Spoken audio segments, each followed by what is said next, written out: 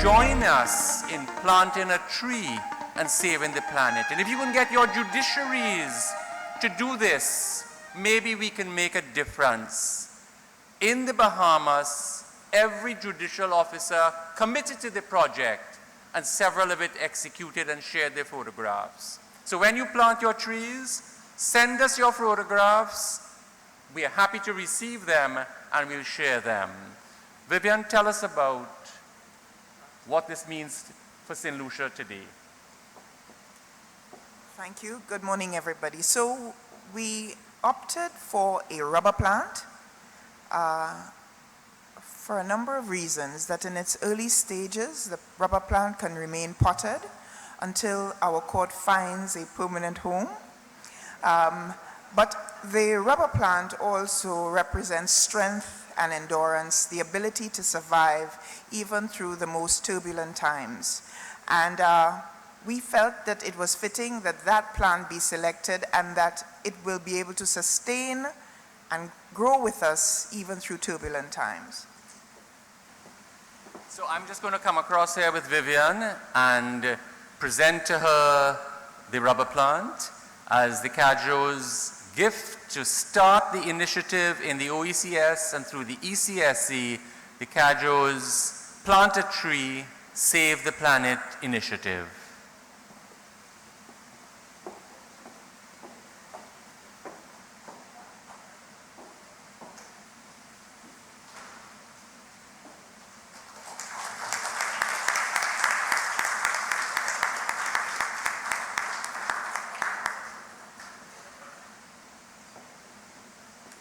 Thank you all very much, and Dame Janice, thank you for undertaking.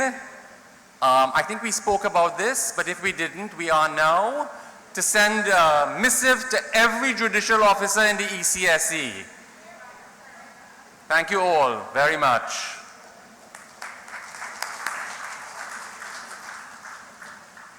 What an absolutely wonderful initiative.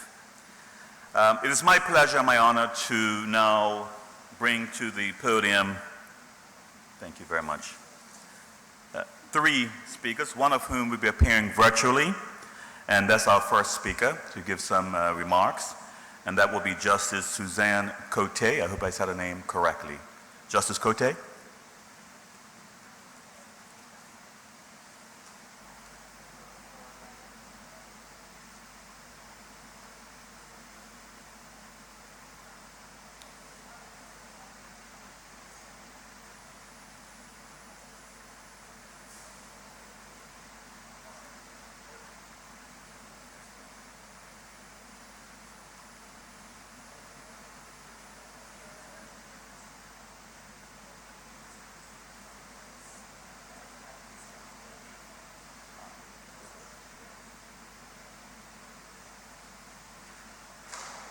I'm grateful to Justice Sanders.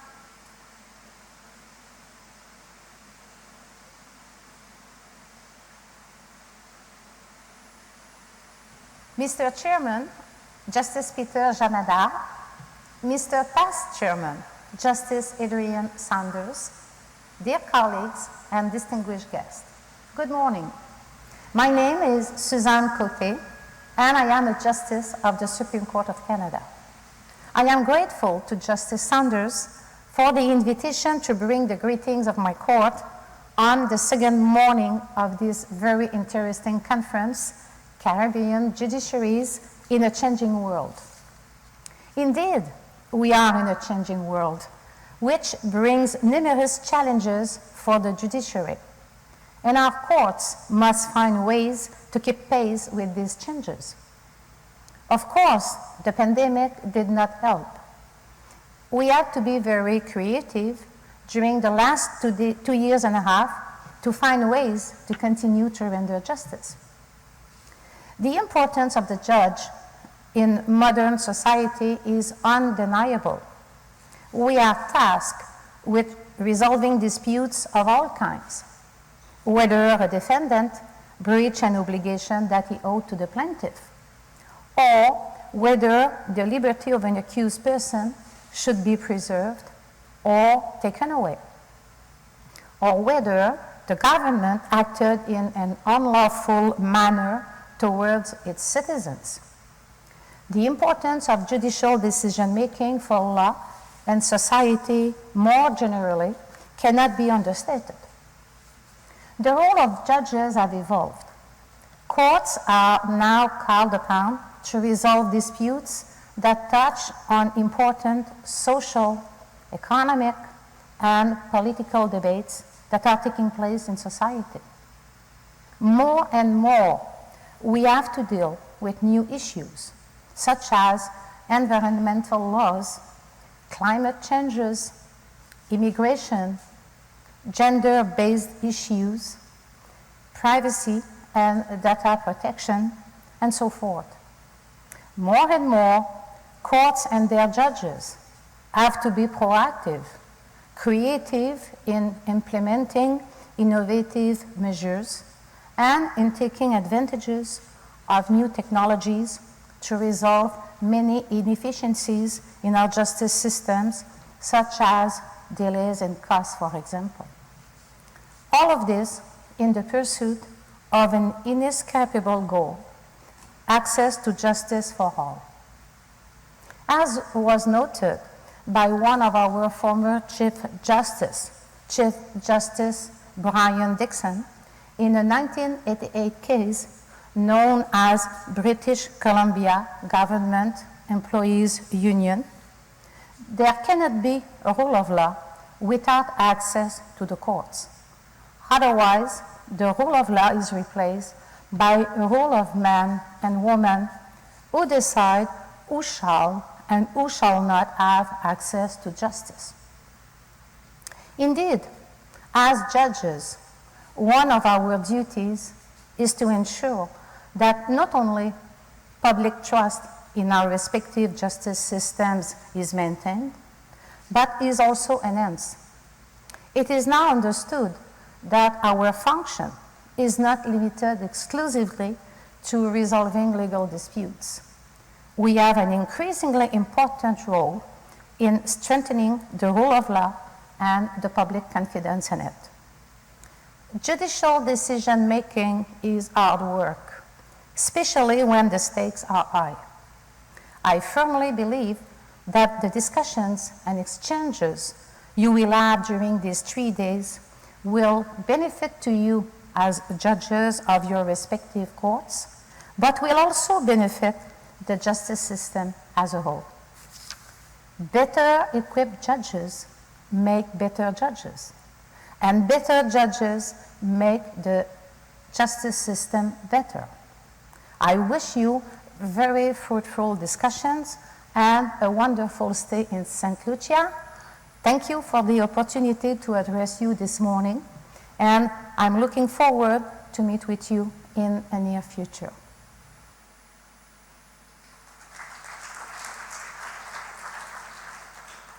I should add that Justice Cote is a puisne judge of the Supreme Court of Canada, and unfortunately she so desperately wanted to be here, but she had some flight issues. I want to now turn to Ms. Toni Broadber. She is the United Nations Women's Multi-Country Office Caribbean Representative. Ms. Broadber, thank you very much.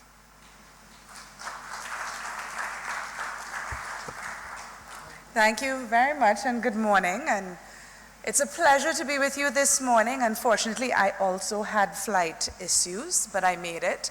I think perhaps in this beautiful Caribbean region, where I don't think we need to compete at all for beauty, Bermuda is absolutely gorgeous, as is St. Lucia, and all of the other countries along our island chain, but we need to be able to get to one another a little bit more easily. It is a pleasure to be here for this Caribbean Association of Judicial Officers 7th Biennial Conference. And I thank Chair Justice Jamada for the invitation. UN Women, the United Nations entity for gender equality and the empowerment of women, has been doing work on access to justice and establishing relationships, which I hope are positive, with judiciaries across the Caribbean many, many years pre-COVID. Roberta Clark, our former regional program director, ensured that the Multi-Country Office for the Caribbean was a first mover on the nexus of gender equality and justice through research and innovative approaches to rehabilitation, including the Partnership for Peace program, which has now run for over 15 years in Grenada and is known as the Man-to-Man program. It's a partnership with the judiciary that looks at rehabilitation without imprisonment, looking at first-time batterers and seeing perpetrators as human beings who have made the choice of violence and who can make a different choice through accountability and psychosocial support. And it has worked. Through our work, we've also consistently supported CAJO and this particular conference. Now, conferences, and I come from the UN and we do a lot of talking. Conferences can be inspiring talk shops, after which nothing except the change of date for the next conference happens. That does not describe CAJO. These particular conferences demonstrate that talk can and does lead to action. This is why, as an agency, we will always and continue to support this particular conference, and why we encouraged our sister agencies at the United Nations and our partners at the European Union to support the conference this year through the Spotlight Initiative. One of my first assignments upon joining UN Women 7 years ago in the Caribbean, my second time, was to support the participation of a Mexican judge in the CAJO conference. I had to make sure she arrived, and at the time it was pre-COVID, so that was easier. And she spoke about a judicial protocol that they had supported in Mexico. As a result of her intervention, CAJO asked us, would it be possible to look at a judicial protocol indigenous to the Caribbean? And through the work supported by Global Affairs Canada and the Juris Project, we were able to support the development of gender equality protocols for judicial officers in Trinidad and Tobago, Belize, Guyana, and in Barbados. One that was less theoretical, extremely practical, and indigenous to the countries in which they were implemented, and grounded in the principles of leaving no one behind. Now, with a name like UN Women, there are numerous assumptions about our intentions. Beliefs sometimes of hidden agendas, and all the things that come with the broader challenges, understandably felt by persons in post-slave, post-indenture, post-colonial societies about those who seem to be coming with a civilizing mission. We are not. Civilization existed way before the UN, way before slavery, way before colonialism and indenture. The work of the UN is clearly stated in the conventions that bind us.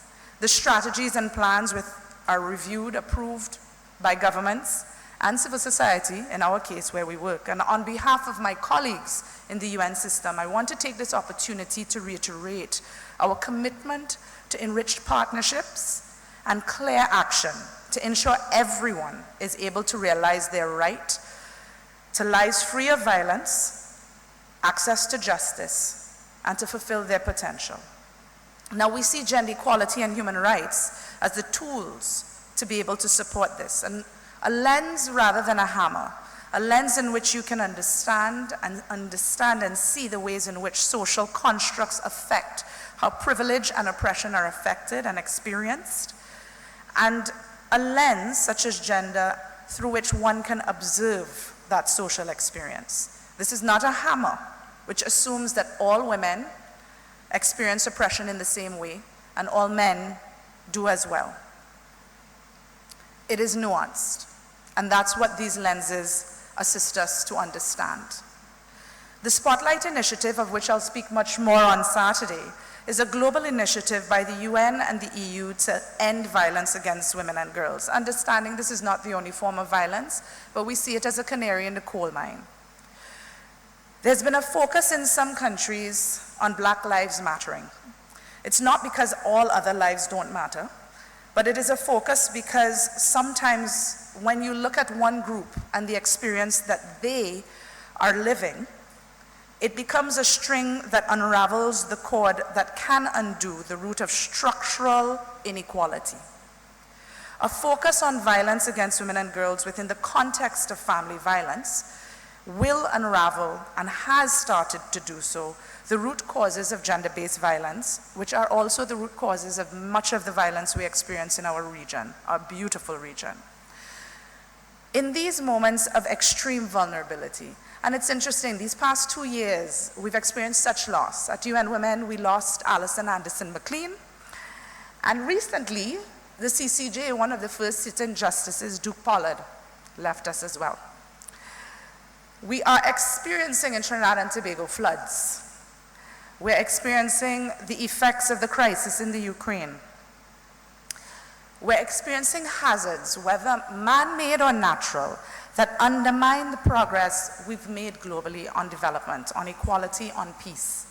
It is not difficult to see the ways in which inequalities and violence can become further compounded.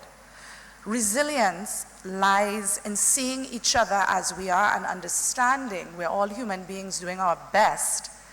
And accountability lies in understanding how we can support gender equality.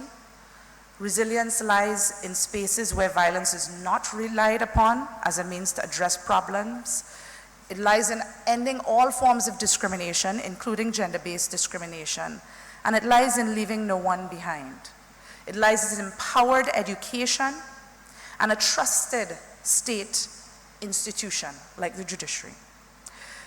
It also perhaps lies in understanding that equality cannot exist without what most of us understand as a notion of fairness or justice. A well-functioning legal and justice system can provide a vital mechanism for peace. Because what got us here, the techniques and practices that all of our survivors, our ancestors who are survivors, employed to survive, the institutions that they created, may not necessarily be what will get us where we need to be. And as a region where we want our young people to stay, a region that we want to see as safe and where trust is embedded, we know that that also lies in Caribbean judiciaries and judicial officers serving well in a changing world. Thank you.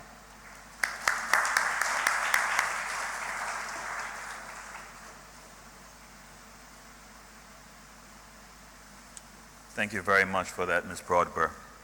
I'd like to call to the stage now Ms. Gloria Richards-Johnson. She's the director of the Jurist Project, and she's been that since May of 2018. And she has been leading and directing the Jurist Project team at the Caribbean Court of Justice. So thank you very much.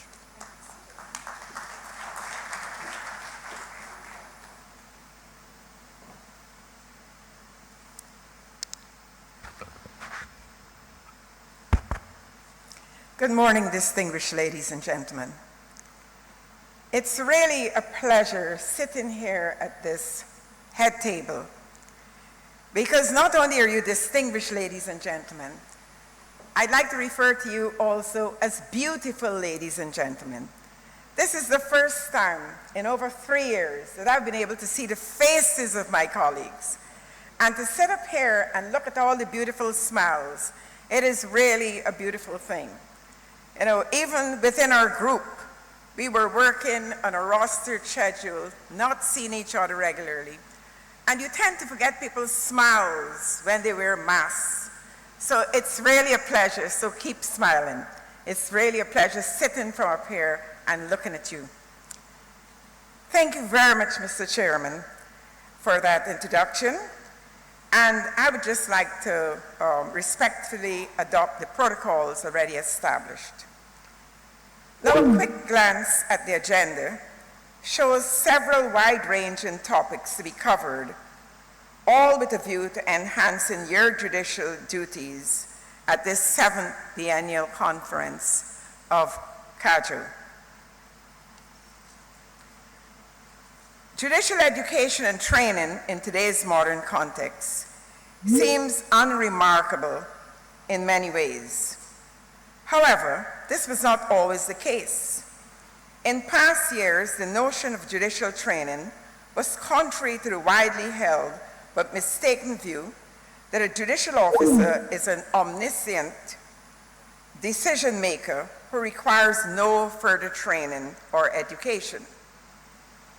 The Canadian-funded Juris Project has been a proud partner of CAJO since the project's inception and has been pleased to support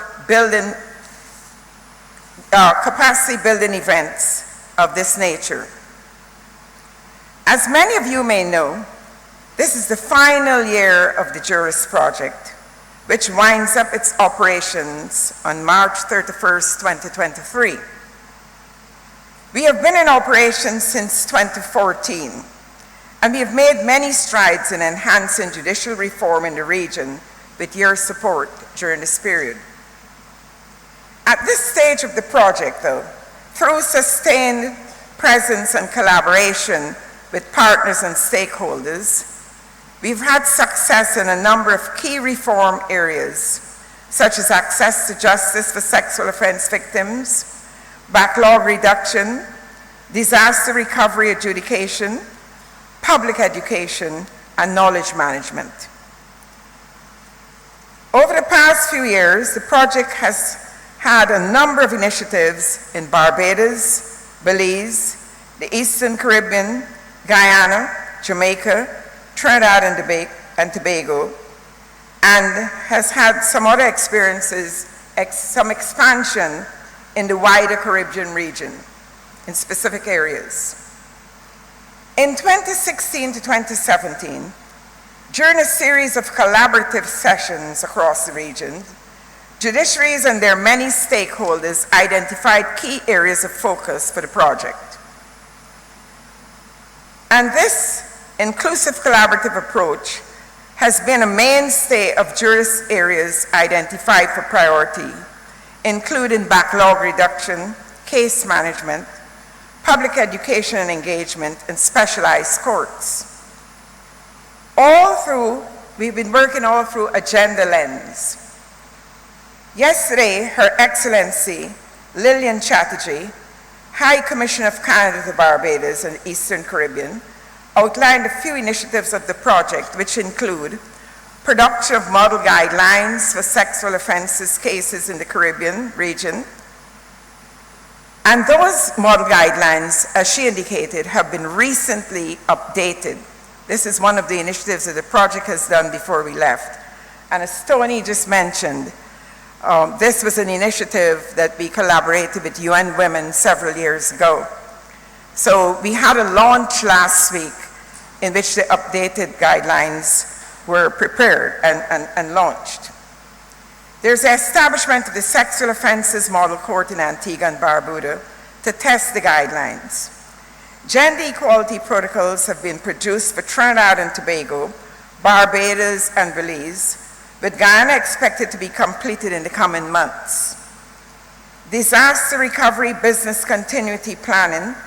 Multiple jurisdictions have embraced contingency planning, risk reduction measures as part of their business continuity planning. Training and court administration and adjudication that is gender responsive and customer focused. Jurists with regional actors such as CAJO has taken judicial training online and made it more broadly accessible across the region. In many countries, jurist support for collaborative work to shift services to online delivery has led to greater efficiency and reach. Re-engineering of business processes in selected courts to identify backlogs, introduce technology to eliminate backlogs and expedite the process, and undertake training for a more efficient administration of justice.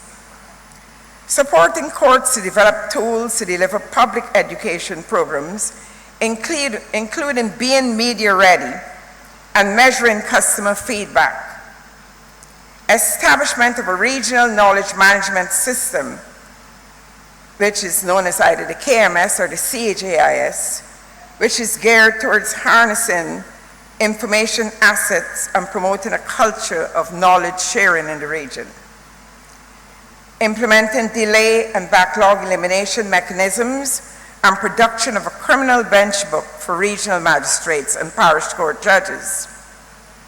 For 2 years, starting in 2020 and well into 2022, the project, together with judiciaries, went into a responsive and adaptive mode to focus on identified challenges to business continuity and strengthening capabilities to adhere to public health regulations. The project continues to be attuned to the evolving situation with COVID, its impacts and public health restrictions, most of which are expected to end this year. You know, like everyone else, we're watching this closely because we look at international news as what is really happening with this pandemic and its so-called mutations. In this, the final year of the project, our priority focus remains on backlog reduction, gender-responsive services, supporting public education and engagement activities of judiciaries, and operationalizing the KMS, among other areas. Building on previous years, but more than ever for year 9, the focus is on the sustainability of what has been achieved and the capacity for sustained momentum in all 3 project areas. To this end, the critical priority is the strategic work of what's known as the Transition Committee, which is comprised of the project team, the Caribbean Court of Justice, and regional judiciaries to ensure that the legacy items and good practices which have been embedded in jurisdictions are captured and sustained long after the project ends. The project will also engage in a significant amount of monitoring, evaluation, and learning activities. We recognize that without the support of you, the regional judiciaries and valuable stakeholders within the local jurisdictions where we work, none of our objectives will be achieved. To this end, we extend our deep appreciation and look forward to your continued commitment in ensuring that the progress made over the last 9 years will be maintained long after the project ends. Thank you so much, and enjoy the rest of the conference.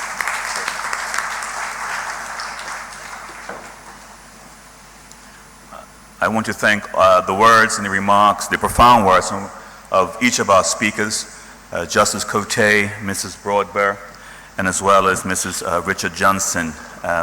Justice Cote reminds us that and calls us to position ourselves, position our courts so that we can deal with some very pressing social issues that we need to deal with in our respective jurisdictions, things like immigration, things like gender-based issues, and that we should also not be afraid to enter into judicial activism, maybe step outside of our comfort zone and actually act upon it so that everyone can have access to justice. And Ms. Broadworth speaks about something which I am totally dear to my heart, and that would be rehabilitation without incarceration. Too many of our young men, particularly our young black men, are being incarcerated, particularly for low-level offenses, and is stripping themselves of so much that they could do. But you also say that we should, through resilience and accountability and also education, that we can achieve this. And that, but most importantly, talk is cheap. That unless you actually act upon it, it actually means nothing. And I'm proud to say that CAJO, over the many years, has actually been acting upon those sort of things. And then we also heard from Ms. Richard Johnson. Thank you very much for your contribution. It's sad to say that, and hear, that the Juris Project will come to an end in 2023. The support that is given to CAJO and other judiciaries has been vital. And so I congratulate you on your stellar work that you've done as well. So if we can just give everyone a round of applause, we're grateful.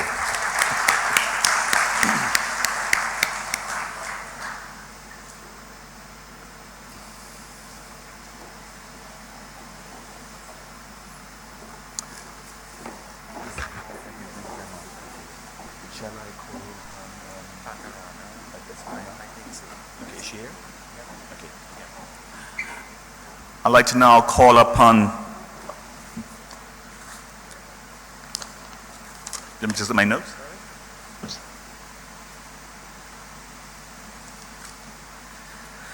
I'd like to call upon Justice Michelle Arana, who's going to introduce our keynote speaker. Justice Arana is a judge from Belize. Thank you very much, Justice Arana.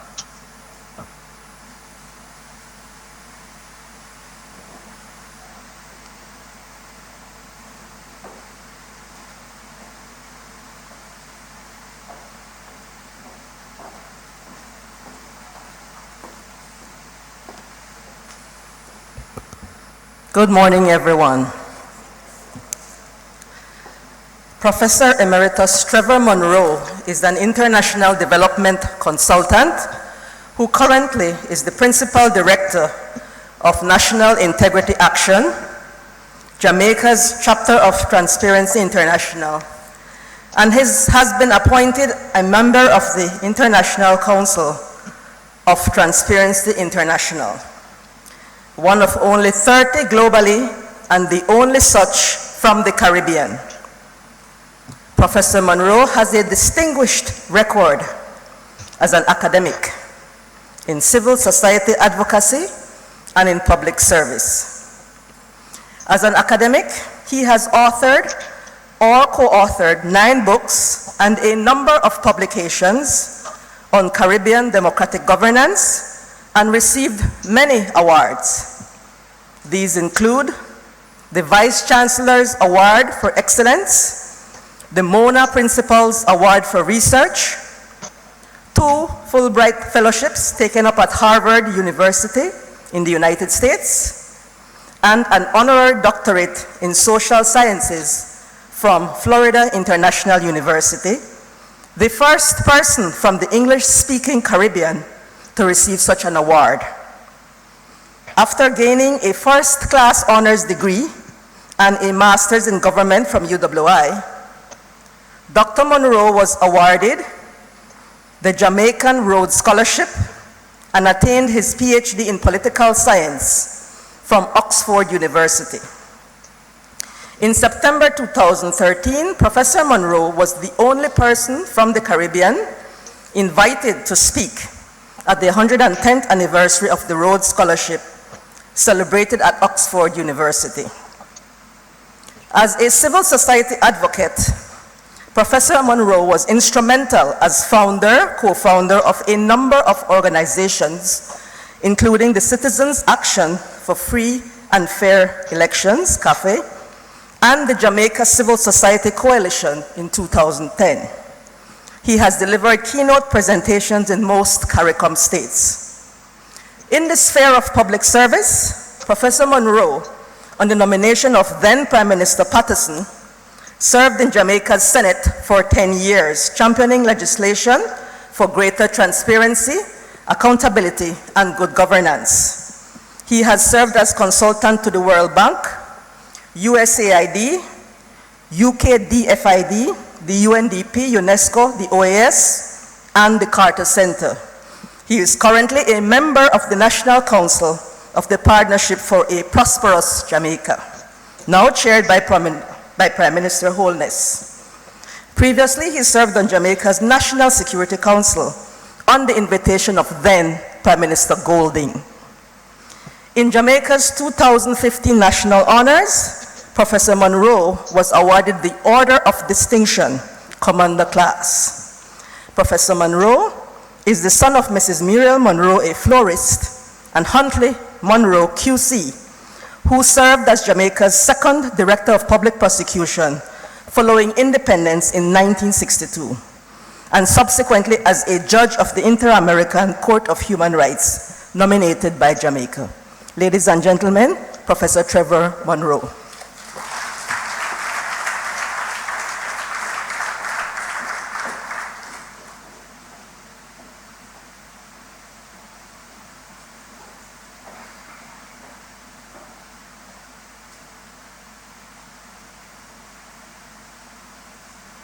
Good morning, ladies and gentlemen.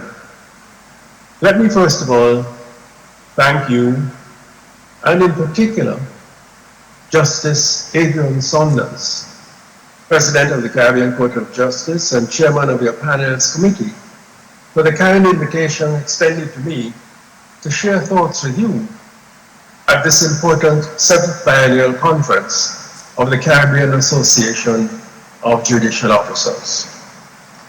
I must say I accepted the invitation enthusiastically, and I did so for two reasons. One, it provided me with the opportunity to commend you, our Caribbean judicial officers, for what I regard as exemplary performance in somewhat difficult circumstances. Secondly, I had hoped that accepting the invitation would have provided me with the occasion to interact face-to-face with you conference participants, particularly because amongst you I proudly count so many of my former students. Unfortunately, circumstances have not allowed the latter face-to-face, thereby depriving me as well of a long overdue visit to St. Lucia. Last time I actually visited this wonderful country was in 2002 as a participant in an important conference on Caribbean border management, sponsored by the University of the West Indies, the North-South Center at the University of Miami, and the Council on Foreign Relations. But not being with you, I nevertheless salute friends and acquaintances on this capacity to visit you virtually, and I'm thankful for this opportunity. The theme, as you well know, of this 7th Biennial Conference is Caribbean judiciaries in a changing world. And I want to congratulate those who selected this theme, for there could hardly be a more appropriate framework for your sessions. But even those who chose this theme could hardly have anticipated, even imagined, the breadth and depth of the changes now on the way on a global level. And to some extent in our region as well, in which judiciaries are required to operate. Who could have imagined, for example, that in 7 weeks, there could have been 3 prime ministers in the United Kingdom? And even as we speak, there's a Christmas card, which many of you might have seen, now circulating on social media, which promises, the United Kingdom promises, a Christmas gift to the rest of the world of possibly 2 more prime ministers before Christmas. Who could have anticipated a British Asian or Asian British, depending on your emphasis, could now be Prime Minister of the United Kingdom? Certainly not my Indian and Pakistani friends at Oxford many decades ago, predecessors of Rishi Sunak from Oxford, now Prime Minister of the United Kingdom. Remember that at that time, my Indian and Pakistani friends, we were embattled in demonstrations and protests against British racism in respect of not only blacks, but Asian, British, and British Asians as well. Heading west to a former colony of the United Kingdom, the United States, what a change is taking place there. Certainly not persons who chose the theme of this conference could have imagined or foreseen that in January 2021, there could have been an insurrection in the capital and capital of American democracy. Or that today the American judiciary is having to pass sentence on scores of American citizens. Why? Because they rose up violently against American democracy. Your judicial counterparts are now having to operate in a context when for the first time in over 100 years, 35 to 40% of American citizens believe that the last presidential election was stolen and that President Biden is an imposter in the White House. But this is the changing world, with varied manifestations of democratic regression, not only in Britain and the United States, but elsewhere, in which judicial officers like yourselves are required to function. Indeed, it is a phenomenon that led in 2021 to the Joint Special Committee of the preparing for the OAS conference, adopting the concept, democratic recession, a concept designed to depict differing degrees of decline and signs of decay in democracies, not only in Latin America and the Caribbean region, but beyond. It is a characterization, democratic recession, which I believe to be appropriate and which to one degree or another poses urgent challenges to judiciaries everywhere, including the Caribbean. First, let us note the universality of declining trust in democracy and in democratic institutions. In the OECD developed countries, in 2019, surveys indicated only 45% of the people had confidence in the performance of democratic institutions. A year later, in 2020, the Institute of Democracy at Cambridge University concluded from a global analysis that then there was the highest level of dissatisfaction with democracy since the 1990s, which were regarded as the triumph of democracy over authoritarian regimes, and therefore, as one author put it, the end of history in terms of human achievement and satisfaction. So, the Institute of Democracy and Electoral Assistance, IDEA, provides data to show a declining percentage of voter turnout in all regions of the world. Freedom House, which rates and scores countries around the world in their annual report entitled Freedom in the World, what did they find in 2020? They found that for the 14th consecutive year, they identified more countries declining than improving on the scale of observing political rights and civil liberties, including adherence to the rule of law. In 2019, 64 countries were seen as declining, including the United States of America, while only 37 improved on that important measure of observing political rights and civil liberties. Overall, therefore, my friends and colleagues, in respect of declining levels of confidence in the observation of human rights and civil liberties, in the output of democratic institutions, we are unquestionably in a period of change. We are in a period of global democratic recession. One reflection of this is that in all regions of the world, save Northern Europe and Scandinavian countries, surveys indicate that the majority of citizens express dissatisfaction with the performance of democracy. What then is the main underlying factor, you ask yourself, and I ask myself, for this recession? The widely respected Edelman Trust puts it this way in their most recent report. There is, and mark my words, and here I quote, a growing sense of inequity and unfairness in the system, end of quote. I pose a question to you. Does this sentiment not sound familiar to you, especially to those of you judicial officers who are sensitive to the public mood in your country and the Caribbean, or who are in touch with what people are thinking? A major element underlying this sense of inequity is reflected in the Global Corruption Barometer of 2014, published by Transparency International.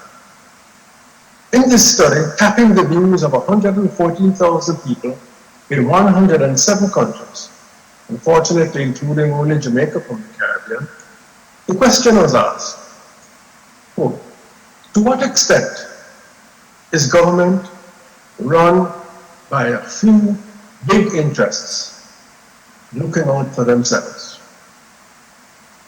The answer? 54% of persons in these 107 countries across the world answered to a large extent or entirely, government is run by a few big interests, not in the public interest, but in their own interests. In the United States, it was 64%, in the United Kingdom, 60%, in Jamaica, 54%. Hard data and lived experience is what underpins this opinion, data demonstrating widening inequality in respect of so many areas.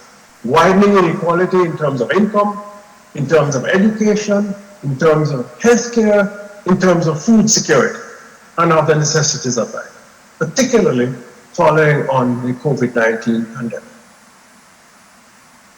This widening inequity, this widening reality of unfairness in democratic systems raises doubt, understandable doubt, in so many citizens across the world about the capacity of democratic institutions to fulfill the promise every 5 years in elections that inequities will be corrected and unfairness will be overcome. And this repeated disappointment in the performance matched against the promise means that, regrettably, increasing percentages of populations in too many countries are now believing that perhaps authoritarian regime, getting a strong man, a big man leader, or military rule can do better than democracy in righting wrongs and in dealing with people's aspirations. Because they would not realize, because of the depth of their disappointment, that moving to authoritarianism from democracy is going to be jumping from the frying pan into the fire. So, the question arises, to what extent is this changing world evident in our Caribbean? Are the different states from which we come, our region, caught up in this democratic recession? My answer is simple. So far, to a limited extent, we're not in the full throes of a democratic recession.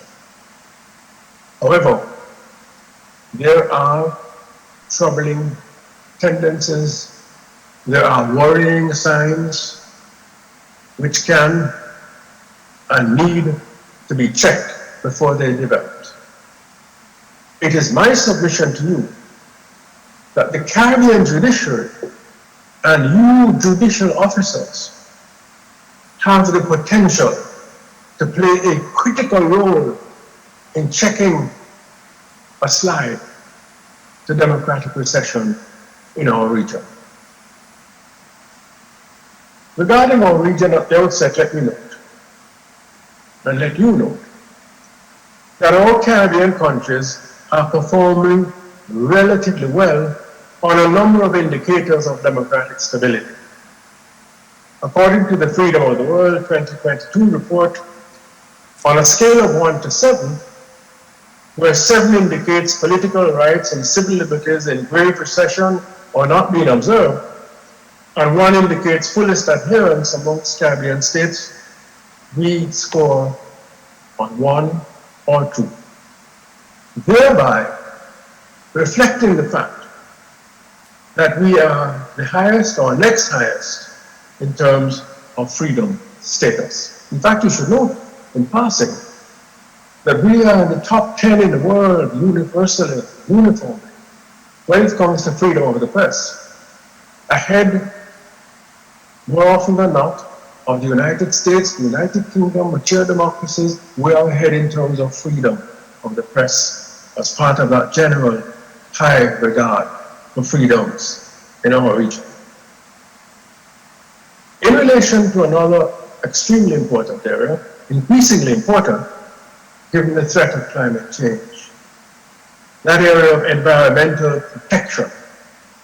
Most CARICOM states, both in rank and score, fall within the top 1/3 best performers of 180 countries in relation to that particular indicator.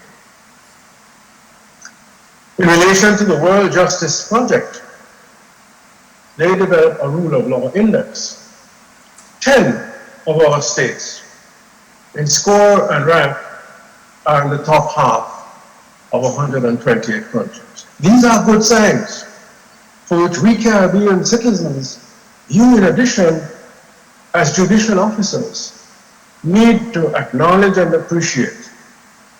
But we are called on not to be complacent, but to reinforce these positive signs and not to take them for granted. Let us be clear, however. The negatives are present, and we need not just to note them, but to be concerned to deal with them to ensure that they do not get worse. On that negative side, our democracies are indicating serious underperformance and debilitating signs. This is so in particular relating to that fundamental human right of the right to life and security of the person. Where the Caribbean and Central America, with an average of 30 murders per 100,000 in recent times, 6 times the world average, 5 to 6 times the global average, and ranks as among the highest regions in the world in terms of homicide. Jamaica, regrettably, Trinidad and Tobago, the Bahamas, and St. Lucia are among the worst performers of this particular indicator of the rate of murder in our countries. It's a crucial measure of how far our citizens feel safe and secure and enjoy that fundamental right to life. But there's another indicator which is deeply troubling. It is that relating to inequality. CARICOM states are in the top 1/3 of the most unequal countries in the global community. May I recall for you that the top 1% in most of our states accrue to themselves approximately 20% of the national income, while the lowest or the lower 50% get less than 13% of the national income. In relation to these gaps, Oxfam publishes annually a Commitment to Reduce Inequality Index, CRI, which each year in 2022 examined the policy orientations of 161 countries, in relation to 1, improving equality of access to public services, 2, the extent of progressive taxation, and 3, the rights of labor.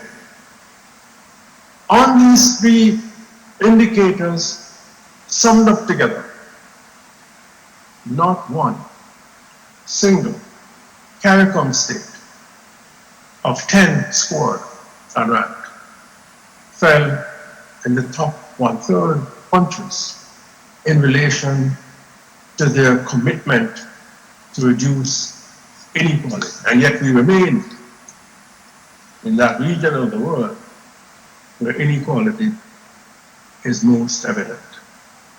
These are troubling signs framing the reality in which you or judicial officers are having to operate and which you are challenged to contend.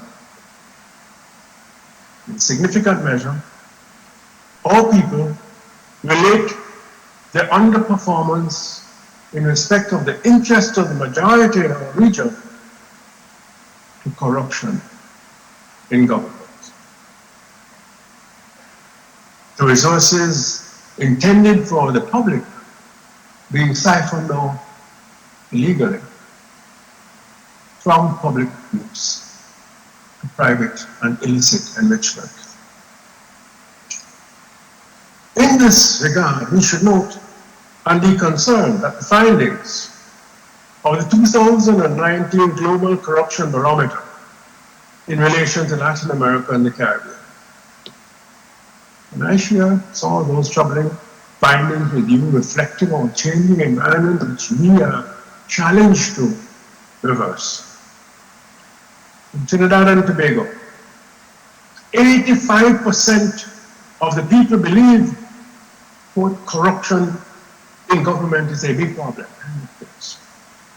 In Barbados, 80% of the people, 78% in Jamaica, 59% in Guyana, a majority in Trinidad and Tobago, Jamaica, and the Bahamas, within that framework, feel that government is not doing enough on that 2019 survey to deal effectively with corruption.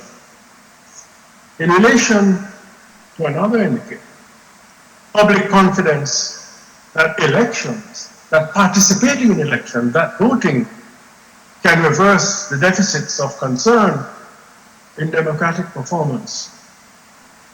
The sustained downturn in the percentage of voter turnout we observed earlier globally is not to that extent evident in the Caribbean. However, there's an early troubling signal. 8 of 15 Caribbean states analyzed showed a decline in percentage of voter turnout over the last 3-4 elections preceding COVID-19, which could reasonably, arguably be responsible for any downturn observed to some extent in elections in 2020, 2021. The factors underlying this incipient tendency need, of course, more careful analysis. However, the tendency needs to be noticed early and to be understood quickly. Overall, therefore, we can say that all countries in our region are not in the midst of a democratic recession, but continuing high homicide rates, levels of inequality, concern with corruption, and early signals of voter disillusionment. In Jamaica, the exception is it's not an early signal. We have a consolidated trend of downturn or reduced voter participation over the last 5 or so elections. These are signals which indicate vulnerability to the global downturn in democratic governance. It is in this context, ladies and gentlemen, that the judiciary of the 3 co-equal branches of the state, alongside Parliament and the executive, the other 2, the judiciary appears to be that branch in which, happily, there is least decline in public trust and confidence. It is this relative trust and confidence which the public gives the judiciary that allows you the potential to play a key role in checking the slide towards democratic recession. But I emphasize, this is a potential, not a guaranteed outcome by any means. And it is in this context, I need to mention that this relative public trust and confidence is itself only relative to the 2 other branches of the state, and is regrettably subject to negative perceptions of judges and the justice system in our region. I refer to a UNDP study of citizen security in several Caribbean countries, published less than 10 years ago in 2013, and authored by my distinguished colleague, Professor Anthony Harriott. That study looks at Antigua and Barbuda, Barbados, Guyana, Jamaica, St. Lucia, Suriname, along with Trinidad and Tobago. And Professor Harriott found the following averages from a survey in each of the 7 countries. And this is demonstrating that while the relative trust and confidence is greatest in our judges, it is not without significant concern, which you and I and all our citizens need to notice. Let us see. 49.6% of the citizens surveyed in these 7 countries felt that the justice system is corrupt. 47% felt that powerful criminals go free. 52.5%, please note, that politically connected criminals go free. That is the feeling. In this last regard, Trinidad and Tobago and Jamaica were especially negative. Trinidad, 70.2% feel in that survey 10 years ago that politically connected criminals go free, and in Jamaica, 57.8%. Least negative to be noted, but nevertheless concerning, is that 37%, relatively small, of citizens felt that judges are corrupt. Far less than the percentage in relation to parliamentarians, politicians, the police, and other important segments of the public officership. Of course, we need to immediately add that these figures need to be updated by later surveys. Even without these updates, however, our judicial officers and justice systems are challenged. We are challenged now more than ever to rectify, to correct, to rehabilitate any reality that gives substance to these perceptions. This is all the more necessary, ladies and gentlemen, in a context where the global tendency towards what has been called judicialization, defined as the increasing reliance on courts and judicial means for addressing core moral predicaments, for addressing public policy questions, and political controversies, that judicialization is evident in the Caribbean. The examples of this reliance are very apparent in Jamaica, with which I'm most familiar. Within recent times, it is judges who have been called on to settle controversies of all kinds. Controversies in politics, whether, for example, the Prime Minister has the power to dismiss senators, whether, for example, the privacy rights of citizens to withhold personal information was being violated in relation to the establishment of a national identification system, so-called NIDS. It is judges who have been called on to what extent, to answer the question, to what extent does the executive have the authority to restrict freedom of movement during states of emergency? Most recently, can you imagine, it's not the executive or the parliament, it is the judges who have had to define who is a worker as distinct from who is a contractor or a consultant. It is judges who have had to decide and are deciding as we speak in matters before the courts, the limits on the state's ability to infringe on citizens' rights to a healthy environment, to a healthy natural environment, to a healthy built environment. In this matter, judges are asked to decide whether granting certain mining permits are within the Constitution or are offensive to our right to enjoy a healthy environment. Similarly, judges are being asked to decide whether specific real estate developments are within or in violation of the law.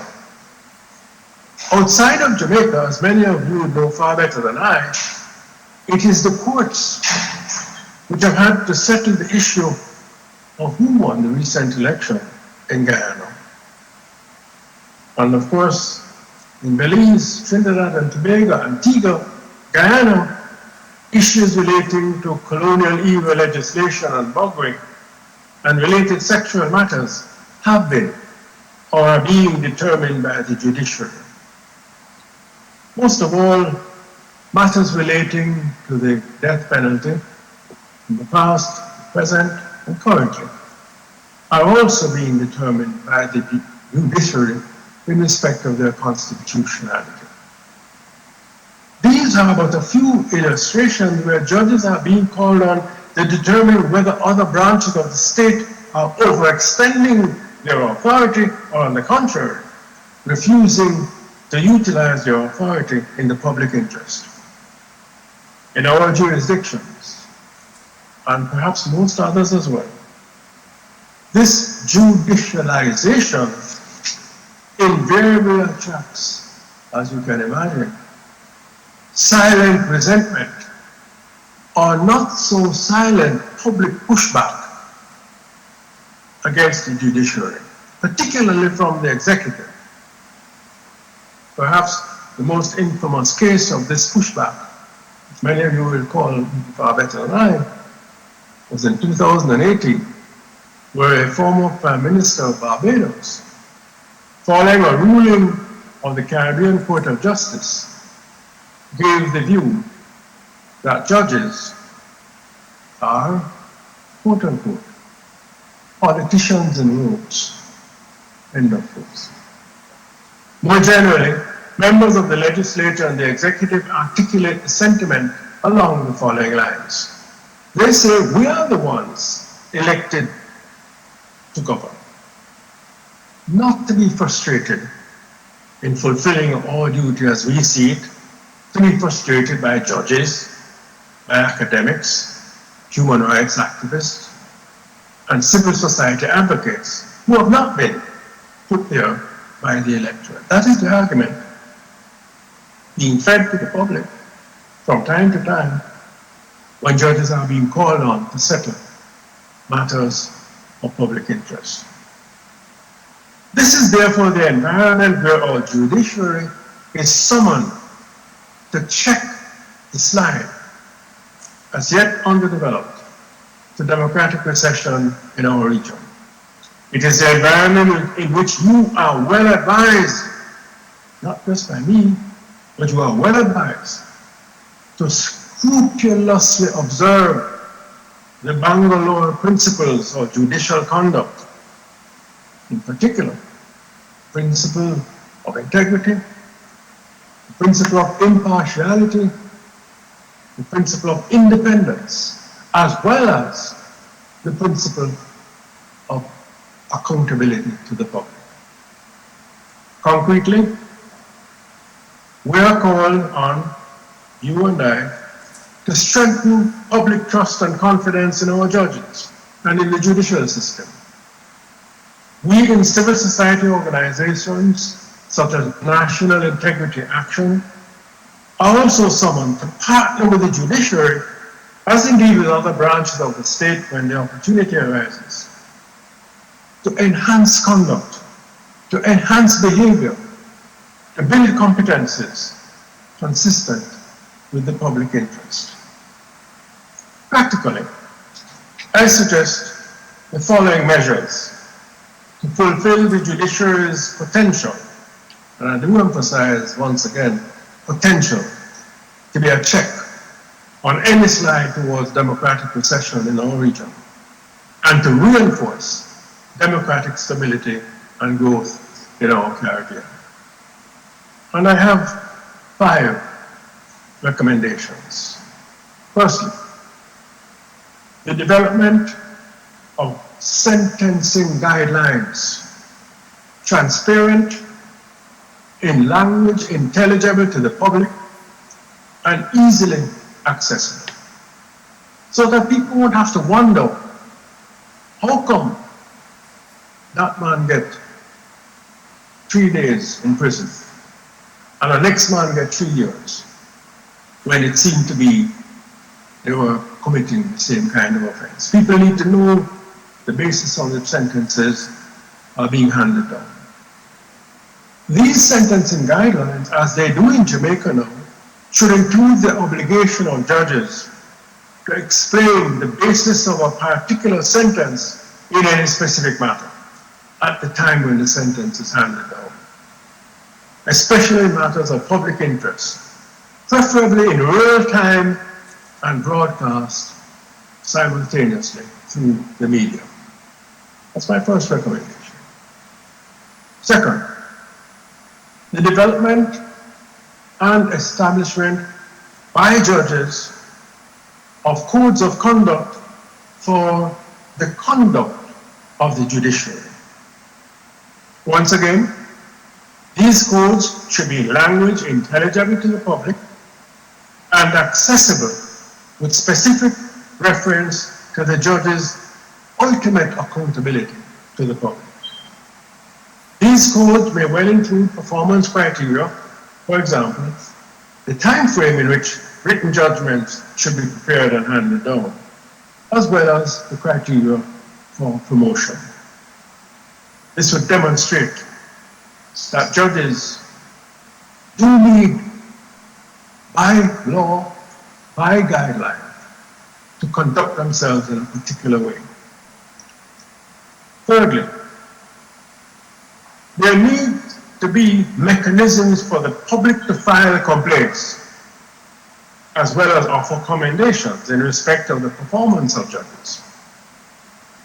The former, that is complaints, should relate to mechanisms which are transparent for sanctions to be applied for misconduct, for corruption or other breaches. This should include a complaints process which is publicized, which is transparent and accessible to the public. Fourthly, the development of a strategic plan for and by the judiciary. Such a plan, as exists in Jamaica, needs to be made public, accessible online to the people, and it should state what are the medium-term objectives, for example, over 5 years, of the judiciary, intermediate quarterly targets relating to specific performance aims in the justice system, such as the case clearance rate and how quickly cases are going to be disposed of. What is the target and what is the performance against target? In effect, these targets and reporting on them shall justify or otherwise the judiciary's charge on the public purse in a context where public money, taxpayers' money, has to do so many things. Judges have to justify what they receive by virtue of performance targets, which should be known to us, and regular reporting on them. Fifthly, I believe that there should be greater accessibility of judges to the public. Of course, without compromising their security or their reputation. Particularly, this requires a bridging of the gap between the historic aloofness, the mystery and distance of the judge from the man in the street, to whom, ultimately, the judge is accountable. One such mechanism recently observed with positive impact in Jamaica is the Chief Justice of Jamaica, granting a 1-hour television interview on issues to a popular talk show host. Issues related to the justice system and associated matters. Equally, I observed in a recent book launch by a judge of the Supreme Court in Jamaica an important innovation. A component of that launch was a pictorial biography of the judge, from youth to the bench. And at the launch, the judge also subjected himself to questions arising not only from the book, but from his own evolution and development and his current engagements as a citizen. In this regard, I concur with the commentary on the bound below principles of judicial conduct, commentary published by the United Nations Office on Drug and Crime. And I quote, interesting observation. The judge, the commentary said, once described as being something like a priesthood,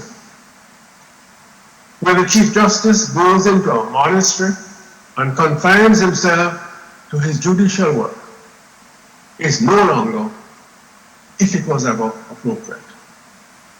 The complete isolation of a judge from the community in which the judge lives is neither possible nor beneficial, particularly in our Caribbean context. Further, the commentary of the UNODC opines that contact with the community is necessary. And here I quote, the nature of modern law requires that a judge live, breathe, think, and partake of the opinions in the world. A judge who is out of touch is less likely to be effective. Of course, being in touch should not be in a manner that either appears to or in fact compromises the judge's independence and impartiality. And so, ladies and gentlemen, in these 5 ways which I have suggested, I believe that our Caribbean judiciaries can constitute an important check on our systems of democratic governance slipping into democratic recession, currently a main feature in the changing world of 2022 and beyond. Additionally, however, our experience in Jamaica leads me to believe that civil society organizations and the people themselves, civil society organizations like NIA, alongside genuine Democrats who sit in the Parliament and in the Cabinet, alongside and beside leaders with authoritarian tendencies, also have to play a significant role in ensuring that we don't slip backwards. In this regard, I note one of the more positive findings of the 2019 Global Corruption Barometer in respect of Latin America and the Caribbean. Surveys in that barometer in 5 of our Caribbean states found that significant majorities of the citizenry believe, this is very important, that people can make a difference in the fight against corruption and wrongdoing. In the Bahamas, 85% of the people believe that they can make a difference. In Guyana, 82%. In Jamaica, 73%. In Trinidad and Tobago, as well as Barbados, 70%.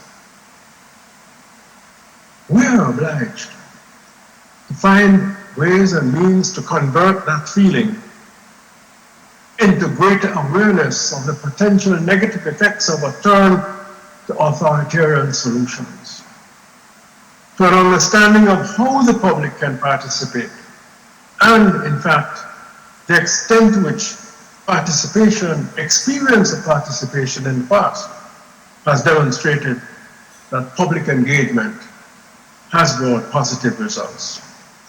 We have seen where systematic awareness building in these ways in Jamaica has helped to check potential regressive measures by the executive and strengthen citizen resistance to specific authoritarian actions by the executive. In Jamaica's case, let me conclude, on the judicial side, National Integrity Action as a civil society body has partnered with the Office of the Chief Justice, the Court Administration Division, and the Justice Training Institute in co-sponsoring capacity building for judicial officers, in improving the exercise of the functions of leadership, not just administration. We believe the success of this training, delivered in one instance by Franklin Covey, the globally prominent institute, recommends itself to other jurisdictions in our region. Ultimately, however, and this is perhaps one justification for your invitation to me, our judges, certainly in Jamaica, have got to be, in one sense, specialists in democracy. Perhaps you might even say uncertified political scientists. I say this in relation and in reference to Jamaica's 2011 Charter on Fundamental Rights and Freedoms, a carefully designed aspect of our Constitution which took at least 10 years of parliamentary consideration, of government reflection, and of citizen representation. And that charter, which consolidates our people's democratic rights, makes a particular provision I want to notice. In the charter, the Parliament and the Executive implicitly requires judges to be aware of the norms and standards applicable to modern democracies. Not just to be aware, but to be versed in those norms and standards. I say this because explicitly, the Charter reposes with our judiciary the responsibility to determine whether any action which abrogates, abridges, or infringes, the words of the Charter, any action which abrogates, abridges, or infringes the citizen's rights, right to freedom from discrimination, abridges or infringes protection of privacy, abridges or infringes freedom of movement, any of those rights. The judges are the ones to determine whether any such abridgment, infringement by Parliament itself or by any other organ of the state is, and here I quote, demonstrably justified in a free and democratic state, end of quotes. So they have to be aware, the judges have to be aware of what a free and democratic state really is and should be, to determine whether when the action of the Parliament or the police or any other organ infringes my right can be justified with reference, demonstrably justified with reference to a free and democratic state. Hence, ladies and gentlemen, perhaps my reason for spending what some would regard as too much time on what constitutes democracy and what constitutes a democratic recession. Because it is on that basis, in defending democratic rights, in strengthening your capacity so to do, that you have the special potential, our Caribbean judiciary, to safeguard the Caribbean from this contamination evident in the world around us, in this changing world, the contamination of democratic recession. Thank you very much for your patience, and I look forward to any comments and questions that you may wish to put on the table. Thank you very much, Chairman. Thank you very much, distinguished ladies and gentlemen.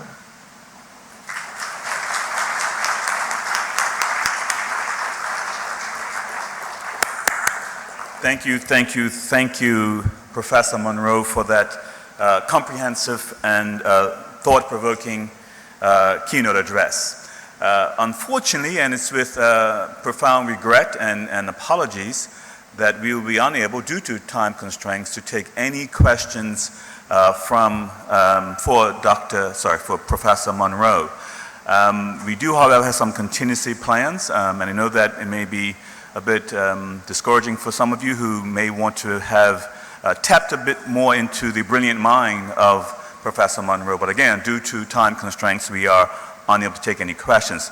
However, Professor Monroe's speech will be available on the CAJO website after the conference completes, and as well, we will take questions to CAJO. So if you can send questions to CAJO, they will then be forwarded on to Professor Monroe, who hopefully will answer them in real time. So once again, let's thank Professor Monroe for his presentation. There's just going to be a slight change in programs.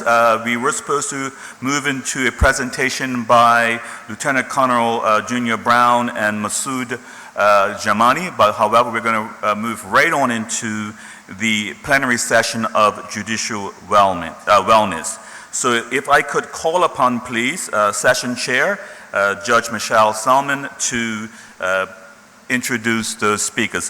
Justice Selman is the judge of the Parish Court and CAJO member of the Management Committee. So Justice Selman here. She's making her way.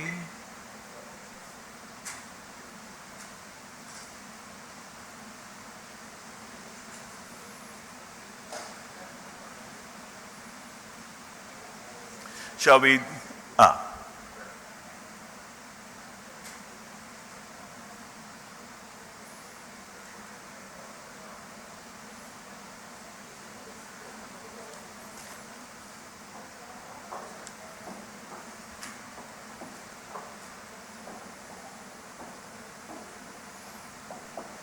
Hello, how are you?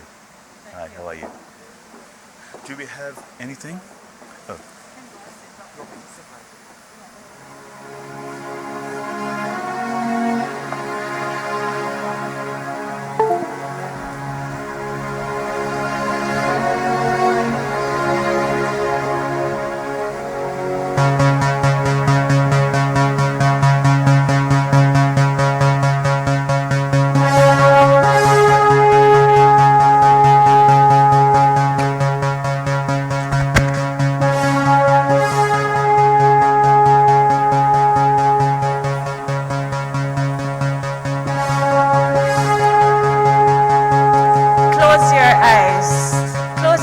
Everyone.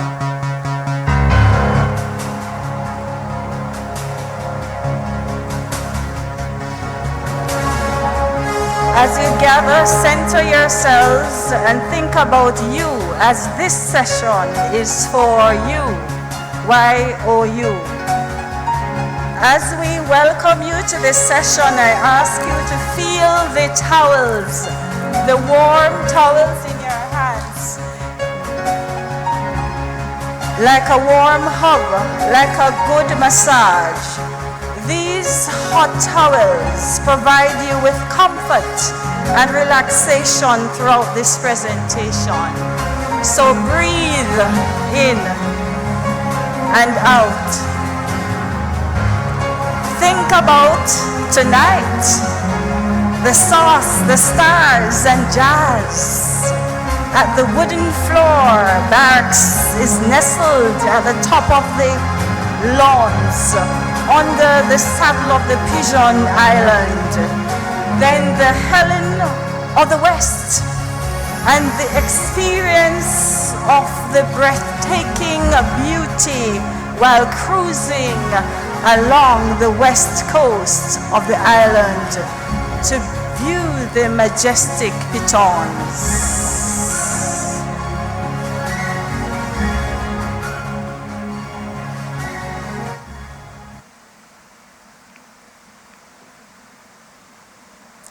You can open your eyes now.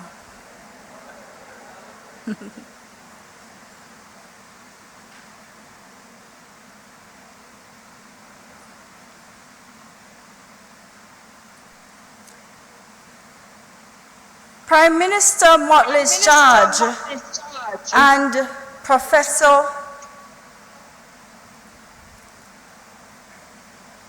Monroe's charge to us as judicial officers. I'm getting a feedback. I'm sorry.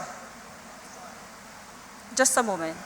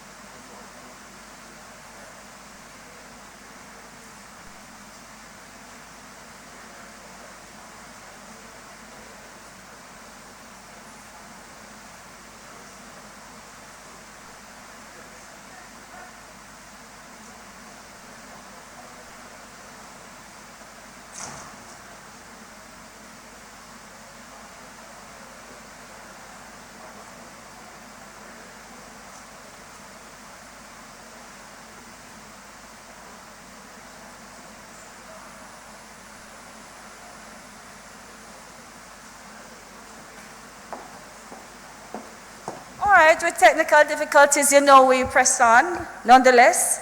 All right, ladies and gentlemen, the protocols have already been observed. Prime Minister Motley and Professor Monroe, as you've just heard, gave us a charge as judicial officers that we need to reignite public confidence in the judiciary. The emerging varied issues confronting us, referred to us by Dame Pereira in her message, the growing demands to clear the backlog and the need to be strategic in our planning, the need to execute those plans which were discussed in the session with Sir Charles Barron and Justice Staple. Judicial officers in this changing world have had to and have to exemplify stick-to-itiveness in carrying out their tasks, while doing so in an environment of lack of resources. It must therefore never be forgotten that these judicial officers are humans first. We have feelings, we cry, we laugh, and we sometimes get ill. We have families and friends too. It is this human that becomes the judicial officer. And so there is no separation between the two. The judicial oath, the title, clothed in a robe, exposure to training, do not separate the human from the judicial officer. And so the judicial officer is expected to have emotional stability, tolerance, the ability to engage in constructive activities in emotionally stressed environments. Judicial officers therefore need support, rest, and good physical and mental health to carry out their tasks and maintain mental acuity. International and regional surveys done over the past 3 years have shown that judicial officers across the Caribbean are experiencing high levels of stress as a result of various factors, which include the administration of the judicial duties. It is thus imperative that the challenges faced be explored and the tools and strategies shared towards ensuring judicial officers' optimal wellness. So this morning, we will treat you to a discourse on judicial wellness, which is particularly suited for us in the Caribbean, with the hope that we can together create a methodology that can serve us today and for the next generation. Because it is only when we do so we are able to instill public trust and confidence in our judiciary. So, what are the learning outcomes for this session? It is our hope that at the end of this session on wellness, you will be able to, 1, list and describe at least 3 wellness challenges faced by judicial officers. 2, identify at least 3 causes of judicial stress and work-related distress. And 3, identify and describe at least 3 techniques to combat judicial stress and restore and maintain wellness. We have been treated with 3 wonderful presenters.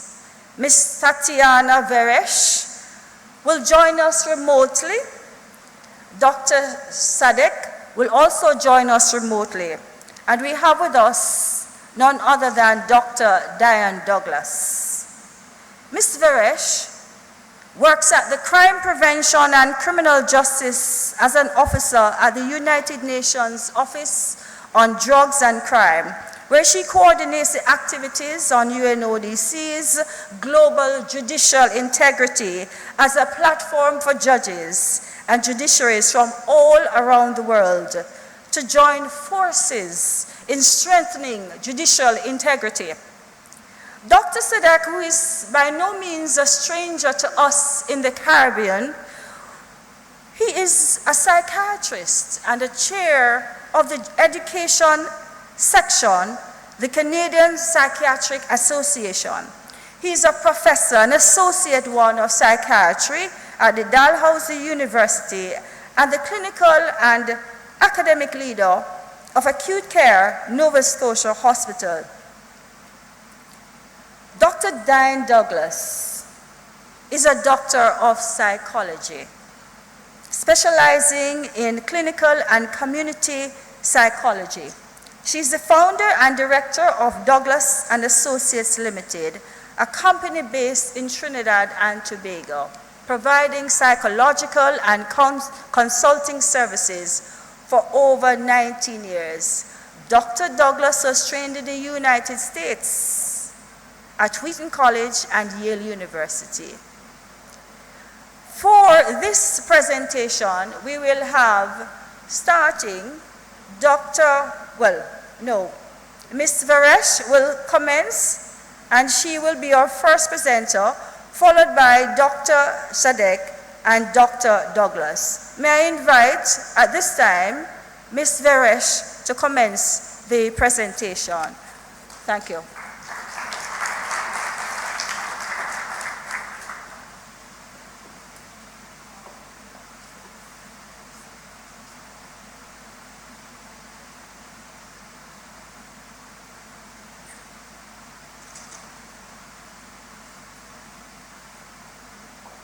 Good morning, everyone. I hope you can see me, you can hear me, and also can see the PowerPoint presentation that I just shared now. I am very pleased to be part of this panel on judicial wellness. I wish I could be with all of you in person in beautiful St. Lucia. Unfortunately, not this time. But I am nevertheless very happy to connect to this important conference, at least remotely, and also to be part of this important session. So thank you very much for the invitation and for the possibility to be with you this morning. As Judge Selman already mentioned in her kind introduction, I work for the United Nations Office on Drugs and Crime, and coordinate the activities of the Global Judicial Integrity Network, which is a platform for judges and judiciaries to come together and to jointly identify and jointly address integrity challenges that might arise in the life and work of judges. And as the name of the network already suggests, our key focus area is judicial integrity, meaning that all our activities revolve around this topic. And in the 4 years of the existence of the network, we have been addressing a variety of integrity-related thematic areas, such as the use of social media by judges or gender-related integrity issues. And one of the latest topics that we have been focusing on is the topic of judicial wellness or judicial well-being. And it might be very clear to many of you what the linkages between judicial integrity and judicial wellness are, but one might also wonder, how are these two connected? Why are they linked, and why is it relevant to talk about these linkages? Well, the answer can already be found in the universally acknowledged international standard on judicial integrity and judicial conduct, and it was also mentioned in the previous presentation, the Bangalore Principles of Judicial Conduct, and in particular, the commentary on the Bangalore Principles. This document, the commentary, was drafted 15 years ago in 2007, and it already explicitly recognizes the importance of well-being of judges. And in particular, in one of its paragraphs, 194, it says that judges should have enough opportunities to maintain their optimal mental and physical well-being, and that the increasing judicial stress should be recognized. The commentary, interestingly, included this paragraph under the judicial value of competence and diligence, thus indicating that the drafters saw the maintenance of well-being as an essential part of judges' efforts to conduct their judicial work properly, competently, and diligently. And also in the broader context at the international level, one of the 17 Sustainable Development Goals adopted in 2015 by all member states has one specific SDG Goal 3 on good health and well-being. And the United Nations is doing a lot of awareness raising on this topic, and even the 10th of October is a dedicated World Mental Health Day, and it takes place every 10th of October, and exactly aims to raise awareness about the importance of mental health and well-being. So why I'm saying all of this background is because I think it is important to realize that judicial well-being is part of the bigger picture. Of course, if judges do not pay attention to their well-being, it has consequences. Their ability to perform their duties might be affected, which might later affect the efficiency of justice and the quality of the judicial work, which might lead to affecting the public trust and confidence in the judiciary. As such, well-being of judges is not only a personal issue. It does not only affect judges and their ability to act with integrity that is expected of them, but it also affects the public. And also, it is important to highlight that judicial well-being is not just an issue in the Caribbean region. It is not an issue in one particular country. It is an issue that should be addressed all over the world and should be a priority for every judiciary. We started to look more closely at the topic of judicial well-being during the pandemic, which, as we all know, took its toll on mental health of many people. And we heard from many judges that they are struggling with maintaining their optimal well-being. And that is why we thought it would be very important to have a better understanding of judges' experiences in this area and judges' needs in this area. So last year, we launched a global survey in the context of the network, and we wanted to know what the issues are. We wanted to know more about the experiences of judges, whether their judiciary provides any support to promote well-being, if this support is sufficient or helpful, how the pandemic has impacted on well-being of judges, and lastly, what judges need.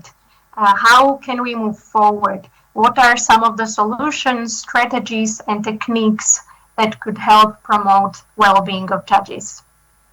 And we received over 700 responses from judges from nearly 120 countries. And in fact, this is the highest response rate that we had in any of the surveys conducted by the network to date, which also shows that this topic is very important to judges and is close to their experiences. And earlier this year, we published a report analyzing the responses received. And I would like to share with you in the next couple of minutes some of our main findings of this global survey that we conducted. We found that over 3/4 of the judges participating in the survey, so 76%, feel that they do not have sufficient opportunities to maintain optimal mental or physical well-being. And looking more closely at their experiences, we saw that many judges are happy generally with their work. They find a lot of satisfaction, fulfillment, but their judicial work also brings them negative feelings and experiences of anxiety, sadness, lack of appreciation, and stress. Very importantly, stress. In fact, over 92% of judges who participated in the survey regularly experience stress as part of their judicial work. We wanted to therefore know what are some of the contributing factors to such negative experiences, and in particular stress. And our finding is that number one contributing factor to stress seems to be very high workloads. Many judges feel that they have to deal with too many cases simultaneously under very tight deadlines, which means that the cases do not receive the amount of attention they should. There is very limited time to spare for research, which also results in judges often having to work from home in the evening to catch up on the work that they were not able to do during working hours. In addition, many judges reported that there is a lot of pressure from the management to meet monthly quotas, and in result, some judges felt that no matter how hard they work and how hard they try to catch up with their work, they will always be behind, which of course is a source of stress. Interestingly, heavy workloads as a contributing factor appears to be slightly more prevalent among first instance judges in comparison to judges of Supreme Court and courts of appeal, where judges seem to also experience other challenges such as ineffective or inefficient procedures, constant pressure and hostile atmosphere created by the politicians and media, or even feelings of isolation and solitude. But overall, of course, there were many other contributing factors reported by judges, such as the lack of support, in particular support staff to also help judges, lack or poor distribution of resources and equipment, different forms of ineffective case management, competitive culture in the judiciary, lack of empathy among colleagues and from supervisors, lack of respect and tolerance between colleagues, among others. Then we wanted to understand through the survey if there are any measures in judiciaries around the world already in place to support well-being of judges. And as you can see on the screen, according to our survey, 46% of judiciaries do provide some form of support, while 54% of judiciaries provide zero support. But the individual answers, because many judges elaborated further on their responses, they were interesting because they indicated that even for judiciaries where there is some form of support available, very often this support is extremely limited. It can be even a simple pamphlet on healthy nutrition or a one-time lecture on stress management, but not much more. And some judges also said that while they believe there is some support available, they're not quite sure how to access it in reality. And in particular, there were instances where judges said that some form of support might be available in the capital or in bigger cities, but not in rural areas where judges are therefore left without any support. We found that there are judiciaries that organize occasional well-being training, such as the aforementioned stress management, how to exercise, or improve nutrition.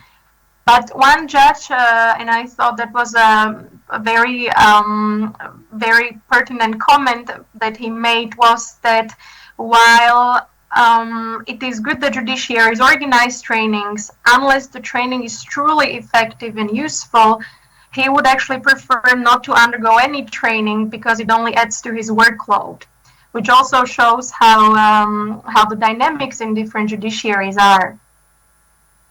And from the answers, it was also very clear that in many judiciaries, the concept of well-being is completely unheard of.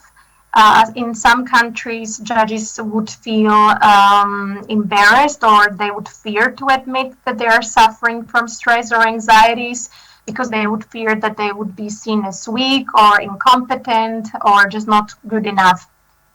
And in the survey, 97% of judges thought that more prominence should be given in the judiciary to promote well-being of judges. Very briefly on the impact of the pandemic, we of course know from many research studies from around the world that the pandemic has taken its toll on mental health of people around the world. But what was interesting in the survey was that there were judges who said that their well-being actually even improved during the pandemic. And overall, we could see that judges identified both opportunities that the pandemic presented in terms of improving well-being, as well as risks in terms of well-being. And some of the opportunities that judges saw were, for example, that many of the pandemic-related measures led to more efficiency or effectiveness, more flexibility, fewer interruptions to work, more opportunities for self-care, for exercising or cooking healthier meals, as well as some of the technological improvements were appreciated by judges. But of course, there were many challenges as well, and judges acknowledged these. And for many of these challenges, they're actually the other side of the coin of the opportunities. So very often the new technologies were a source of stress. Working from home also meant that there were feelings of isolation among judges. Also, screen fatigue was very common, as well as that feeling of being always available, because that is often the case that when we work from home, it might not be easy to separate our personal from our professional lives. Through the survey, we were, of course, most interested to learn about the actual linkages between integrity of judges and judicial well-being. And we wanted to learn what judges think about the impact of the lack of well-being on judicial behavior and performance. And not surprisingly, we found that judges, of course, feel that lack of well-being creates limitations to efficiency, to the quality of decisions, to the public trust, public perception of the judiciary, and ultimately access to justice and procedural fairness.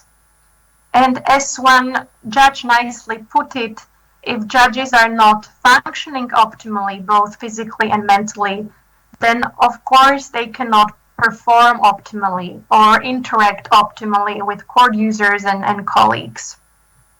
And stress, burnout, and anxiety cannot be compatible with the judicial values of impartiality, independence, competence, and diligence. And that is why it is important to look at the topic also in the broader context of integrity.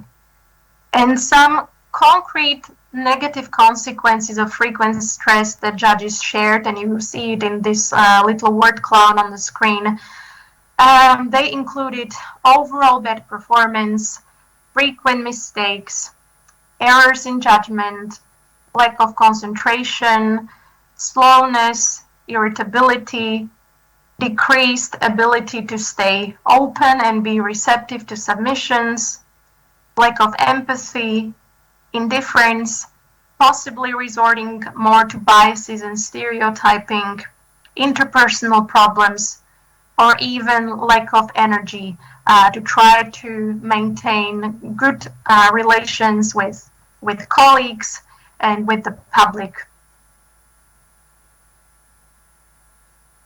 So, according to our survey, what do judges actually need to promote well-being and therefore contribute to strengthening integrity? Well, it seems that the most important starting point is to acknowledge the issue and show understanding and compassion, in particular by judicial leadership.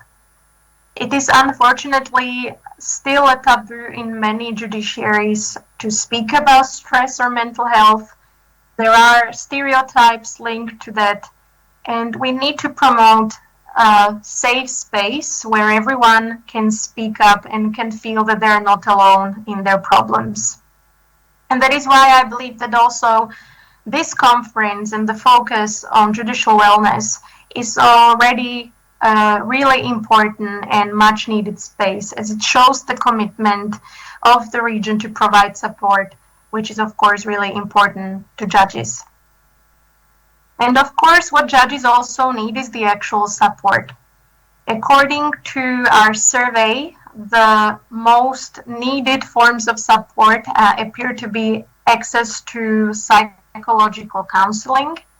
And here, many judges emphasized that it is important to have, or ideally to have access to professionals who understand the specificities of judicial office and the specific stressors linked to judicial work, so that the support that they would provide would be meaningful. Many judges would also welcome opportunities for mentoring, coaching.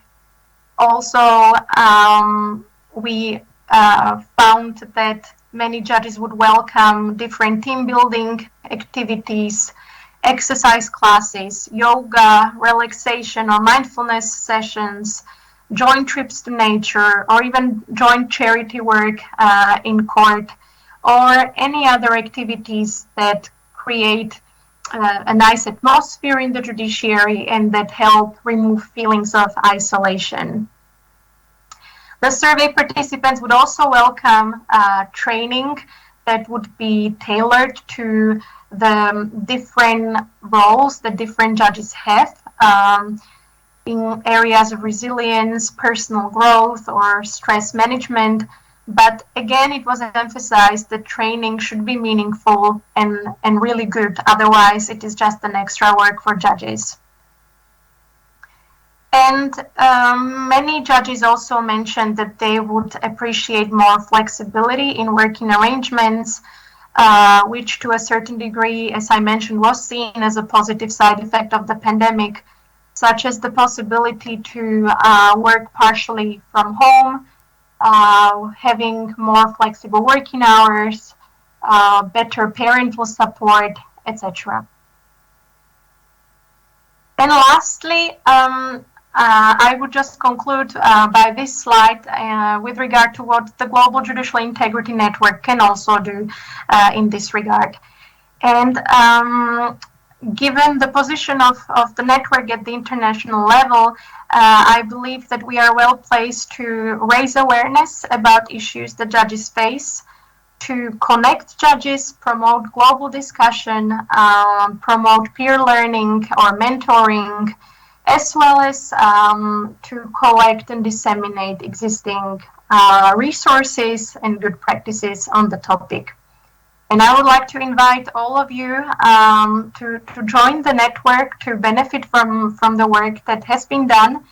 And you can visit our website to learn more about our activities and news. For example, we regularly publish very interesting opinion pieces on various integrity topics. And just the last one that we published on the occasion of the World Mental Health Day focused on well-being of judges, and in particular the vicarious trauma experienced by judges. And of course, you can read the full report, the survey report that now I try to provide a brief overview of. And you can also access a variety of additional resources and good practices that we collected through the network. So with this, I would conclude, and maybe just a final remark that judiciaries should strive to create an enabling environment and be aware that if judges work with peace and happiness, they can then also deliver better results, be there more for people and the community that they serve, and they can also help improve the public perception and public confidence in the judiciary. Thank you very much. Thank you.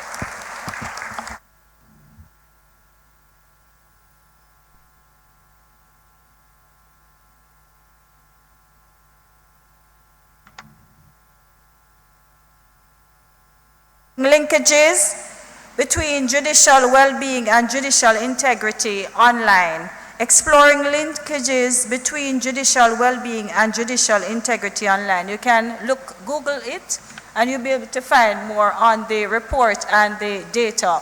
Over to you now, Dr. Sadek. Hi, I am extremely delighted to be here.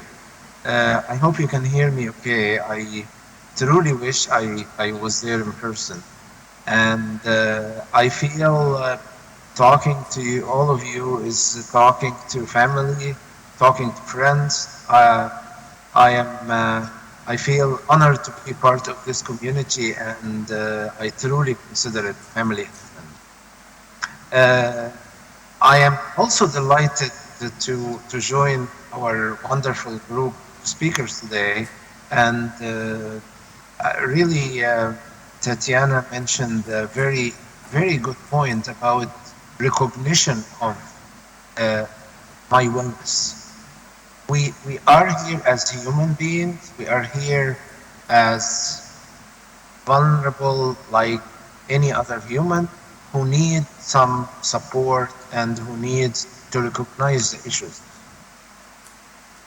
My objective today is very quickly, I want to talk about some important steps to well-being, some strategies to promote well-being, and what can we actually, one practical example today. This is my disclosure statement. I'm author of 5 books. I'm a professor of psychiatry at Dalhousie. And well-being include relational well-being, resilience as an individual. And I also want to say that well-being of the system is also important, not just the individual. So I want to also see a well system, not just an individual wellness. We want to basically acknowledge the problem of burnout and stress. I want to recognize the signs and symptoms of the mental health problems that I am facing. So that's a very important issue. So can I look at myself today and I say, well, am I depressed? Am I anxious? Am I stressed? Am I not able to focus because I have something else? Or do I just need some time for myself? And that's the first step. I want to talk to you about recognition of these symptoms. And then I have a very ambitious agenda to promote something called the peer support. And I think that's going to be a new concept to many of you, which I want to create a peer support system where judges can have a very simple role to support each other, and basically we could actually select a specific peer supporters who can get some help training to become a true peer support. And so instead of waiting to see someone, I mean, we see from the surveys that it's really needed to have some support and therapy, but could start by just having a simple peer support issue. And then finally today, I want to talk to you about something very important to wellness, which is called self-compassion. I think this is going to be the first time we talk about this. We only got few minutes and I have a very ambitious agenda. Burnout is characterized by exhaustion, detachment, sense of ineffectiveness, and lack of accomplishment. So I feel I am so exhausted, I'm so tired, I am detached from others, I'm even detached from my friends or from my family, and I don't feel I am producing, I'm not good enough at the work, I'm not effective, and that's a burnout. Stress can lead to physical symptoms, to alcohol and drug use, nervous habits, cardiovascular disease, all kinds of problems. The SADC burnout inventory completed, I'll leave you this to do it after. It has just very simple 6 questions, and you could recognize how much burnout you have. I want to talk to you about the diagnosis of the simple mental illnesses, so you could know for yourself what are you struggling with. First problem is adjustment disorder. If I have specific stressor and I'm adjusted to it within 3 months of that stressor, so it's a marked distress in excess of what would be expected from the exposure to stress, and I am able to function, that's called adjustment disorder. It could be with depressed mood, anxious mood, anxious and depressed mood. I could start having disturbance of conduct. I could start punching walls and getting very upset, or disturbance of emotions and conduct. There is a disorder that lasts more than 6 months. I notice that I have this apprehensive expectation for more than 6 months, excessive worries, I can't control the worry, and I have 3 of those 6 symptoms, then I have generalized anxiety. What are those 6 symptoms? Muscle tension, poor concentration, irritability, I snap at people, I have no energy, I feel tired, sleep good, but I'm still tired the next day, I feel restless and I can't sleep at night. 3 out of those symptoms, plus excessive worries that I can't control, that would be called generalized anxiety disorder. That needs treatment. That's a disorder that needs treatment. It doesn't go away with time. Depression is a very important disorder because if it gets at certain point, I could have suicidal thoughts and I think of ending my life. Depression has to have a 2 weeks of good mood or lack enjoyment in any interest in pleasure, plus change of appetite, change in sleep, guilt, hopelessness, poor concentration, fatigue and low energy, and then the suicidal thoughts start. There's a disorder called ADHD, and it's I treat lots of people in the legal profession, and it's not uncommon to see it also, which has difficulty with paying attention to details, being easily distracted, avoiding to do tasks requiring sustained attention, not listening when spoken to directly, losing things, not able to sustain attention, disorganized, forgetful, particularly short term, and not able to finish that. Procrastination is a huge problem. Sometimes it's an avoidance to reduce anxiety or perfectionism.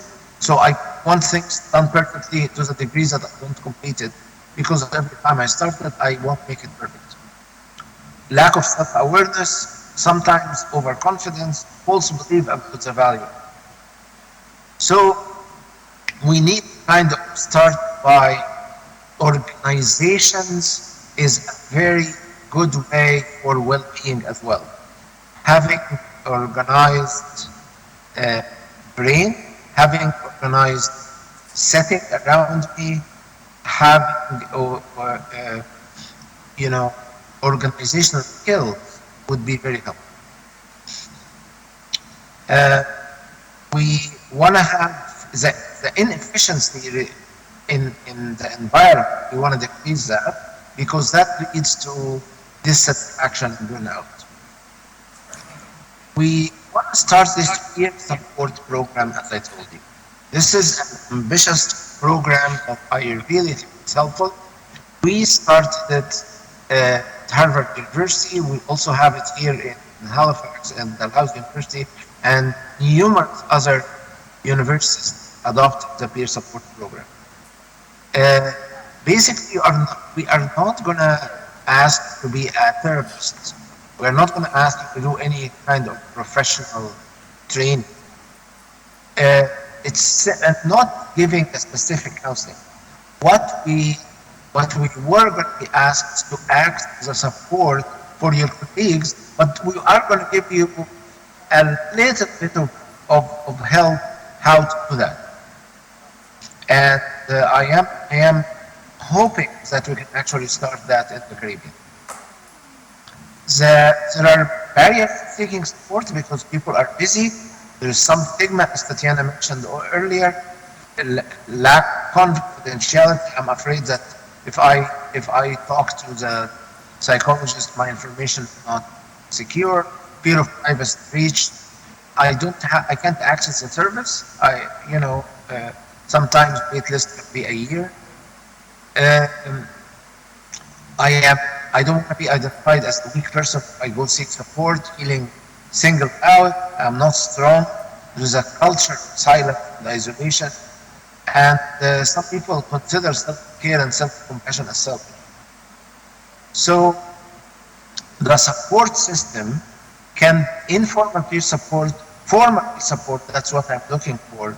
And there's either further professional resources where you can go see a psychiatrist or a psychologist. Peer support principles rely on presence, psychological safety, empathy, non-judgmental attitude, reframing, explore coping, problem solving, resource protection, and appreciation. Such a very important issue. Not coaching, it's not a mental health provider and substance abuse expert, none of that. And as a peer supporter, you're not going to be judging others, you are going to basically be supporting others. So I am hoping that this program starts sooner than later. I think I discussed it with Chief Justices, and I think there is a general acceptance for the program. The last issue I want to talk about today, which I think is a new issue for you, it's an important issue for well-being, which is self-compassion. Okay? So far we were able to recognize what are we struggling with burnout, are we struggling with anxiety, are we struggling with depression, are we struggling with adjustment or ADHD or other areas. So we recognize that things not go well. Burnout specifically is very important. That was our first part. The second part is I am inviting people who are interested to become peer support to start, once a program opens to get involved. And then the last point today, which I invite everyone to try, is the self-reflection. I think becoming self-compassionate will be our road to wellness. Why professionals need to be self-compassionate? Because it's an attribute of self-criticism. Burnout, passion fatigue, there's a lot of harsh punitive self, and we have a lot of high expectation from society, and so it's really important. Let me give you an example. Development of depression, somebody here who's particularly vulnerable, gets, for example, chronic physical illness, childhood anxiety, adversity factor exposure to parental depression, then there's multiple psychosocial stressors, acute stressors that what you go through, chronic social adversity, substance use, then you develop. So basically, some of the individual risk factors for depression include that style of thinking and behavior, which is the cognitive rumination about that I'm not good enough. I'm not good. I'm not doing enough. A sense of self-criticism. The self-criticism, it's a process of negative self-evaluation, self-scrutiny, and harmful self-criticism. Not every self-criticism is harmful. It's harmful when it's repetitive, when it's in response to difficult situations. So I went through a really hard work and I'm still blaming myself. It's also harmful when I use it as a manipulation strategy. Self-criticism is associated with a range of lots of clinical difficulties, including depression and eating disorder. There are two forms of self-criticism.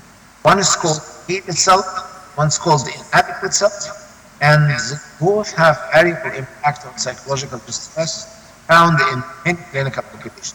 So I could hate myself to that, I just don't like myself. And inadequate self, that I feel like there are sense of, and I'm missing stuff. I think more of us would have this inadequate sense that I need to do, criticizing myself that I'm not doing enough.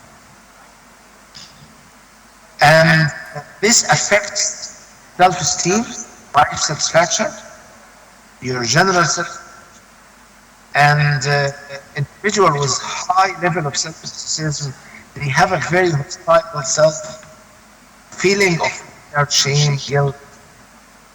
So we want to be kind to ourselves, deep awareness of the suffering of ourselves and suffering of people around us.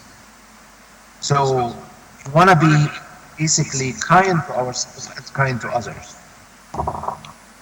Self-compassion will produce better quality of life, greater sense of well-being, fewer problems in relationships, giving more soothing to system instead of a threat system.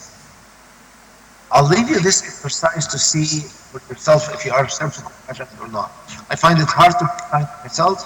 If something goes wrong, I automatically blame myself. I don't deserve to do nice things for myself. I am critical of myself when things are not going well. I'll leave you this exercise to do it and see for yourself. Barriers to self-compassion is twofold. One is that we think that self-criticism is helpful because it makes me improve myself, or I want to punish myself. And those two are bad. Some people think that self-criticism motivates me to fix problems with myself, And self-criticism helped me to control and to get things done and to use it. But at the same time, I want to think about self-criticism sometimes block my motivation. So I feel unable to do things. I don't feel in control. And it's not self-criticism that helped me take action. It's possible to take action without criticizing myself. And self-criticism, I would think, is a very cruel, ineffective way to help a friend or a child. Why would it be helpful for myself? If I'm not gonna go to my best friend and criticize him, why do I have to criticize myself?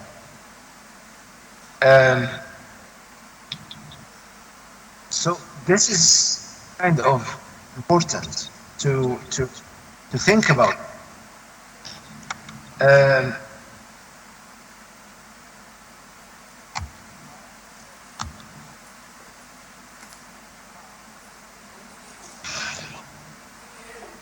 The self-criticism, so there are 4 ways I want to talk to you quickly of how to practice compassion.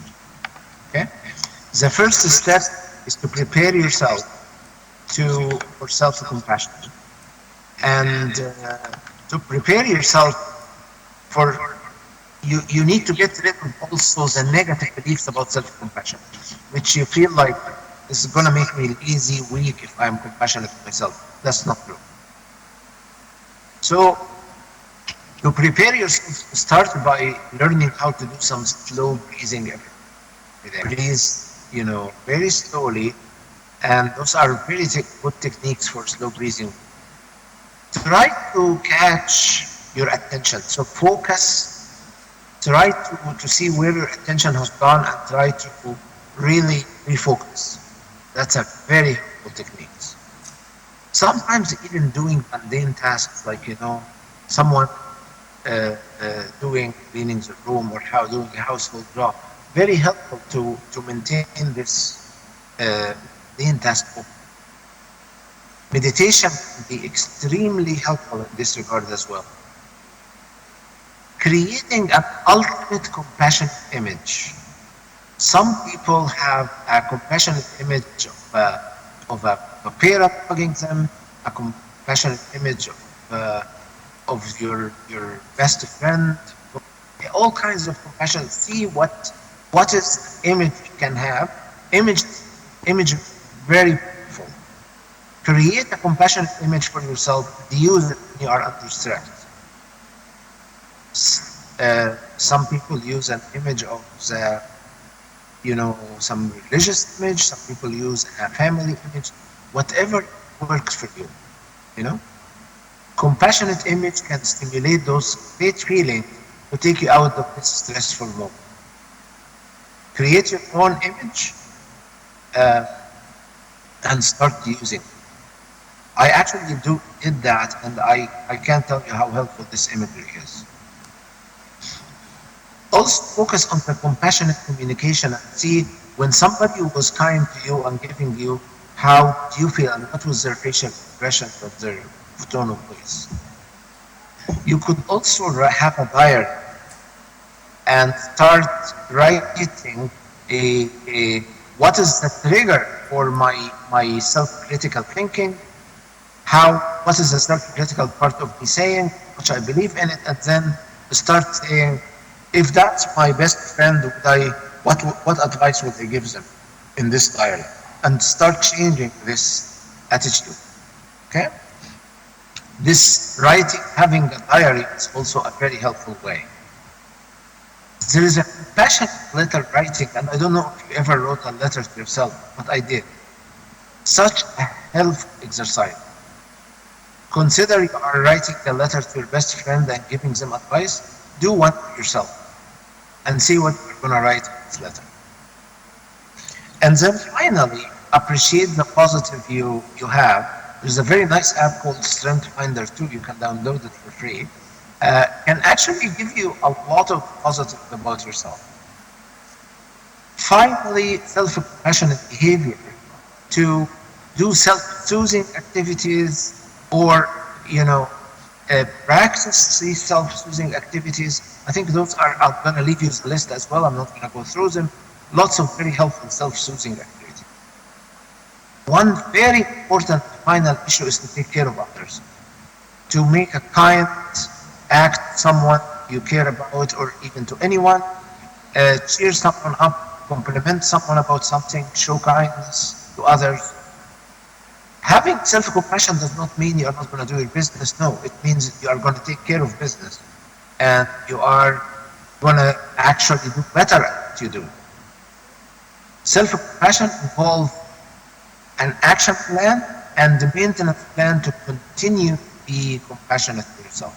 And that will make me end my presentation today.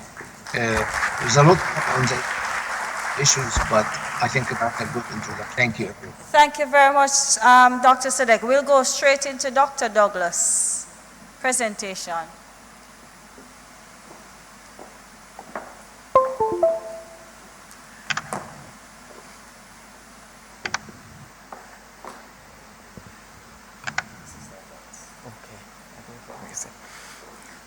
Good morning, everyone. Good morning. Thank you so much for having me. The Caribbean Court of Justice, CAJO, thank you very, very much. I think I'm going to leave the PowerPoint presentation well alone and just speak to you directly. And I hope Judge will time me because you know this is a topic of which I feel very passionate.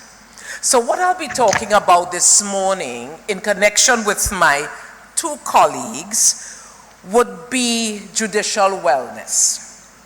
And so we recognize, as you've heard, that judicial officers are human. I know it's a shocking thing, that you are human. And so I am going to speak from the practitioner's perspective. We're going to talk about why judicial officers seek help at all in our region. This is what we'll be talking about. So I want to share with you from the 20 years of experience in providing services to judicial officers, what we found in the region to be the top 5 challenges to wellness that caused persons to seek help. And so the first one, marriage and family. Relationships basically was the issue. And so in our neck of the woods, there are a number of challenges people will have, and the challenges will be the same as any other part of the world. But in our neck of the woods, sometimes it's a little different. There's the Caribbean flavor to the problems. For example, like in my hotel room, 3 mosquitoes kept me company last night. This does not happen in any other part of the world, but only in the Caribbean, yes? And so, along with the traditional problems, judicial officers are very concerned about their children, especially children who may not conform to the traditions. So there you are, you have on your frock and your little wig, and you're looking bad as could be, and then your child doing something else. Maybe they're not behaving in school, and you have to go to the school and you're ashamed because your child does not know how to behave. The other thing is spouses who don't know how to behave. And you find them doing things that are not proper according to law. And you are the one sitting on the bench. And that causes judicial officers quite a bit of stress that they can't always talk about publicly. So marriage and family would be one of the challenges that would say, come and receive support. Another issue would be primary and secondary trauma. Primary being you have been the victims sometimes of crime. The very crimes that you sit on the bench to attend to. And so we've had judicial officers who have been held up at gunpoint. We've had judicial officers who have experienced rape. We have judicial officers who have had robberies in their homes. We've had judicial officers who have experienced abuse. I think of one person who was chopped several times. And so these are the issues that might bring judicial officers to receive help. Another one has to do with codependency and poor boundaries. And codependency is defined as the compulsion to control or rescue others by fixing their problems. And so judicial officers have big hearts.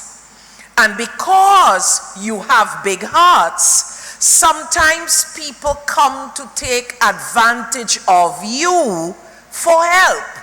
Remember, you don't sit on the bench 24/7. It only feels like it. You don't really sit there 24/7. And so you are part of communities. And because you are a judge, because you are a magistrate, because you are a judicial officer, people come to you for help. And in the Caribbean, the barrier between the society and the judicial officer is very small. So let me give you an example as a clinical psychologist. I stopped taking public transportation for this reason. So here I am deciding I am going to take a maxi taxi into Port of Spain. I'm from Trinidad and Tobago, and many of you were trained in the goodly island. Yes? And so in a red band maxi coming down the road, two people spied me who were my clients. They then decided they wanted to sit next to me, one on this side, one on the other, and got free therapy all the way into Port of Spain. This was an issue for me, and they told anybody who sat in the maxi, that is my psychologist, you know. That is my psychologist, you know. This does not happen in any other part of the world. And so, when we are looking at the Caribbean, we recognize that we need to have good boundaries, because people will cross your boundary no matter what. The textbook does not protect us in the Caribbean. And so we have to come up with our own strategies. So the press from the community when you are not on the bench to receive help is another challenge which depletes the judicial officer, because you have the responsibilities with the court, and when you leave the court, the community does not leave you alone. Then the stress-related issues that often lead to addictions. So the stressors from the community, the stressors from the job, many of which were identified by my colleagues. And then you find that whether it's an eating disorder, or it's alcohol, other drugs, prescription drugs, good old marijuana. And so these stressors often lead to ways to medicate those stressors. And another one that isn't often talked about is womanizing that comes with the stressors. Unfortunately, in our neck of the woods, there are some women and men who think you are delicious. And they think you are delicious because you have resources, and I see the 10 minutes, that you have resources, and therefore they come after you. And sometimes when you are in cloistered situations, you may not always have the skill set to be able to say no and then believe you are also the next best thing to slice bread. And then, of course, the mental health issues that can also occur. And you heard Dr. Sedek talk about this, anxiety, depression. But another one I want to add is second-guessing yourself. When you become anxious and depressed, the most difficult thing, I think, for a judicial officer is this whole issue of doubting, that self-doubt, which makes it very difficult to make a decision and therefore stick with it. So, what are the challenges then to receiving the care? How can a judicial officer, a human being, receive the care that he needs or that she needs? And what are the challenges that we found to accessing care in our neck of the woods? One of the challenges would be the high form of quackery that is pervasive throughout the Caribbean. Unfortunately, in my profession, there are many quacks, and they are skilled quacks, very skilled. And therefore, when you try to seek help, you don't always know who are the true professionals from those who are the quacks. And in our neck of the woods, people can be quacks for a long time because the system supports quackery. Yes? And so in my profession, we are now trying to have a psychological board that could police the profession properly so that you will not be hit upon by certain quacks. So the high form of quackery is one. And why I say a high form is because the skills around quackery in our neck of the woods is not a low form, but a very high form. Yes? The other thing that is a challenge is geography. We just too small.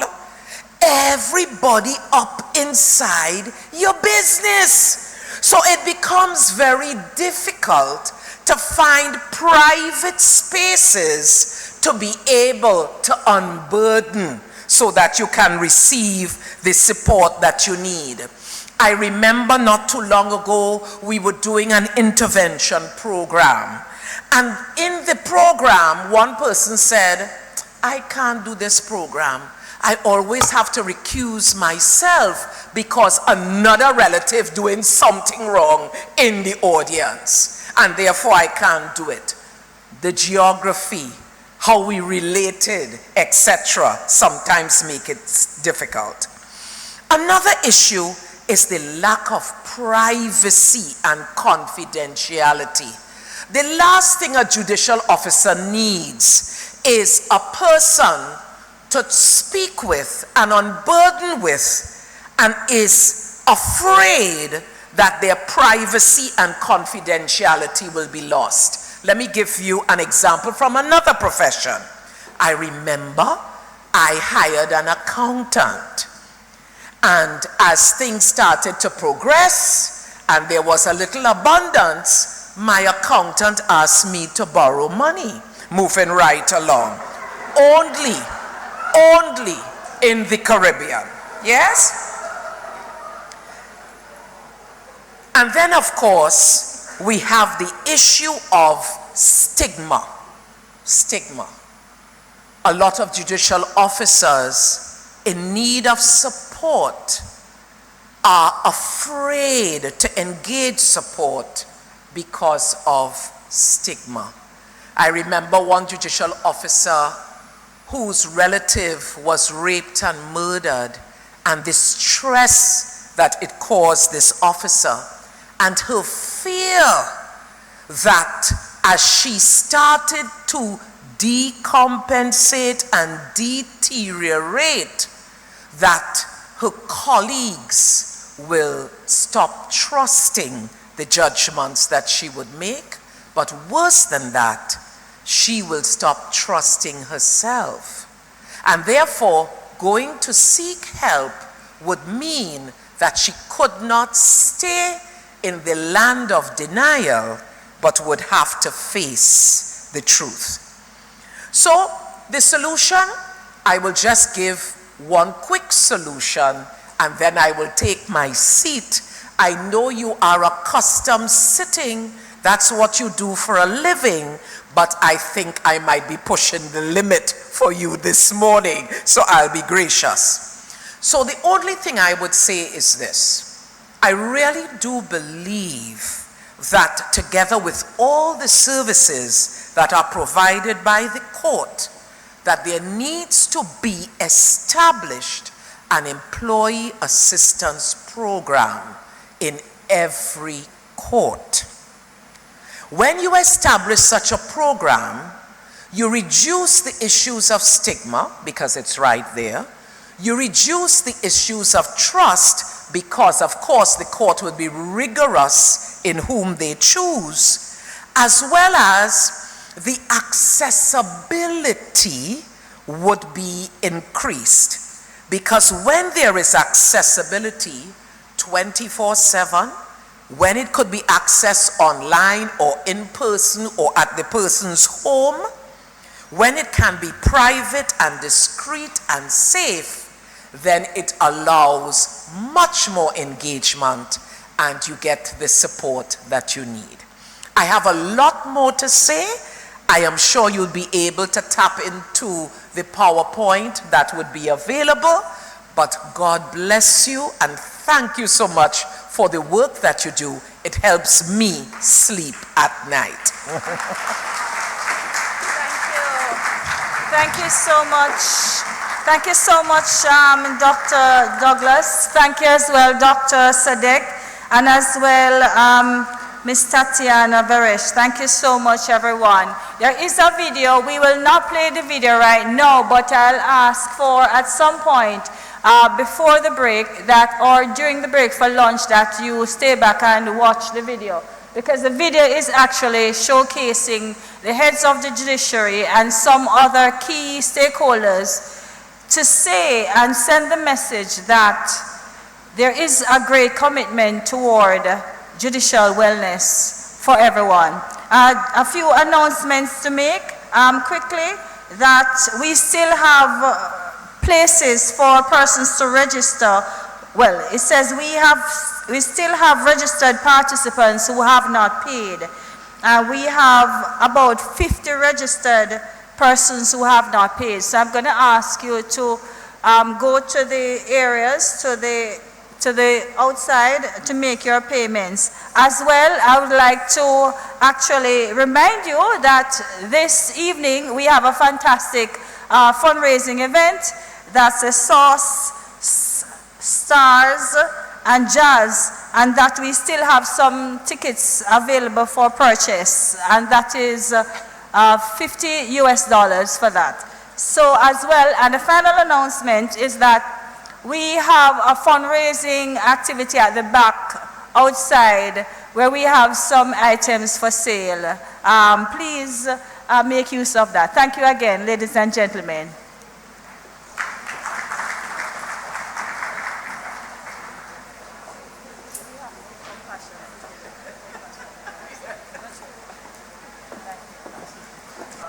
moving right along, I'd like to move on to the next part of the agenda. I just want to thank the young men who are coming to the stage now.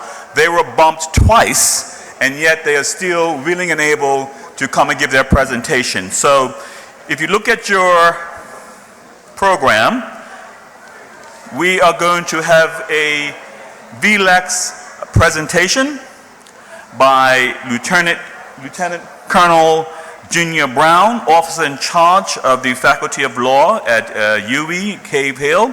He's going to present on behalf of the Faculty of Law and VLEX, and he'll be joined by Masood Jamani, also of VLEX. So please give them a round of applause.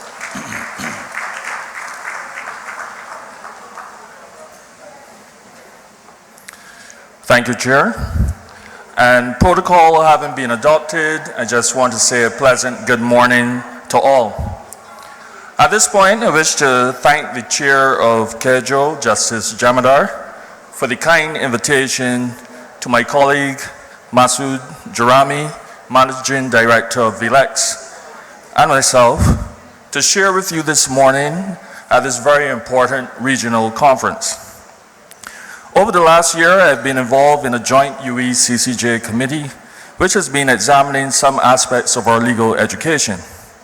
I won't elaborate on that at this time, but I would say it was during this period that after carrying out some data analysis on some key data from the Law Library's Carry Law project, and speaking to Justice Jamadar and President Saunders on it, that they agreed that this should be shared in the wider judicial community. As I look around the room, I recognize many of the UE's graduates from its 5 decades of existence, and I really won't bore you with a recall of the raison d'etre of the faculty and its remit. What I will do now, though, is to emphasize a bit of the Law Library's unique collection of Caribbean legislation and case law. And if I could paraphrase Sir Roy Marshall, in one of his reports on the establishment of the faculty, he noted that it had to be ably supported by a library which was separate and distinct from the other libraries on the campus, and which would enhance the research agenda of the faculty. To that extent, successive librarians, Mr. John Dairud, Professor Velma Newton, and now yours truly, have sought to build and to maintain this unique collection. Over the years, we have ensured that our collection of case law, and I want to focus in on the case law collection, have moved from just recording on the index cards to the advent of the computer, and we then moved to a digest, an online digest of the cases, and then in 2003, with funding assistance from USAID, to a fully searchable database which we named Carry Law. For the first time, researchers across the region, they were able to interrogate case law on a truly comparative basis. One could argue that this was the genesis of the development of a true Caribbean jurisprudence. As you know, very few Caribbean decisions are reported in the traditional reports. However, we at the Law Library took the decision to report all of our decisions in the region rather than to subjectively select decisions for publication as done in the traditional reporters. So at this time, I'll just turn over to my colleague for some insight into what we have been doing. Thank you, Junior, and good morning, everyone. It's fantastic to be here. You don't know how jealous my colleagues in London are that I'm here at this beautiful island and to be part of this group and this wonderful event. I'll give you a quick overview and background to the company. I'm the managing director of VLEX based in London, UK. On VLEX, we have primary and secondary legal information sources, case law legislation, books, journals from over 120 countries. For example, we have the largest collection of cases from the UK, more than any other service. We have cases from Canada, Australia, South Africa, Singapore, Malaysia, Hong Kong, and many more. And this arrangement of bringing large collections of related materials together have three broad advantages. One is they can be searched at the same time. So you can look for a topic, you can look for a subject across the cases from different jurisdictions and find the cases that you're looking for. The second advantage is you can link from one document, one case to another, whether it's within the same jurisdiction or across, seamlessly. You don't need to leave one service, go to another service and look for the cited cases or the citing case. Everything happens together. But I think the most important advantage of this is this arrangement satisfies an increasing demand for access to jurisprudence from other jurisdictions.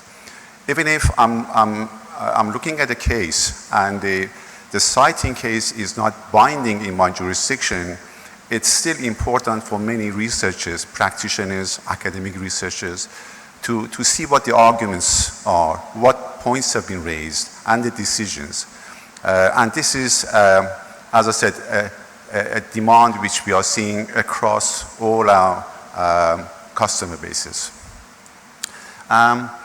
In 2017, UV and VLEX started a partnership to bring CAJO to VLEX. So now CAJO is part of this family of related common law jurisprudence and case law collections, which means if I'm looking at the Barbados case, which has cited a UK High Court case, for example, I can click on that and see the UK High Court case. But equally important is, if I'm looking at the UK case, I'm told that this case has been cited by this case from Barbados.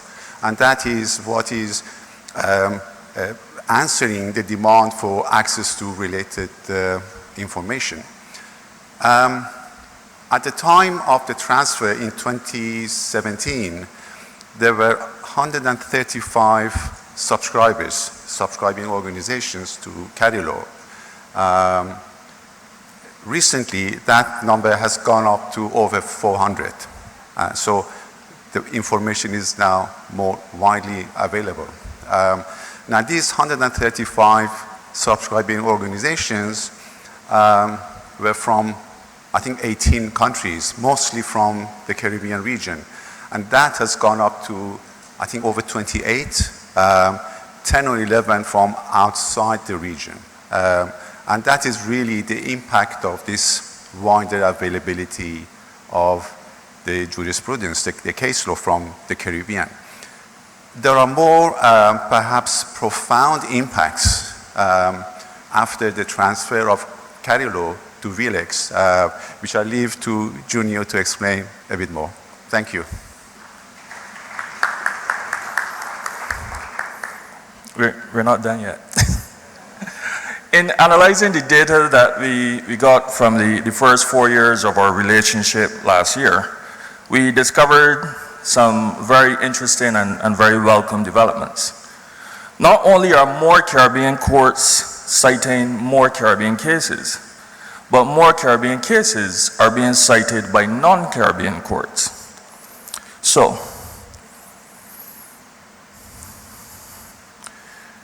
we found that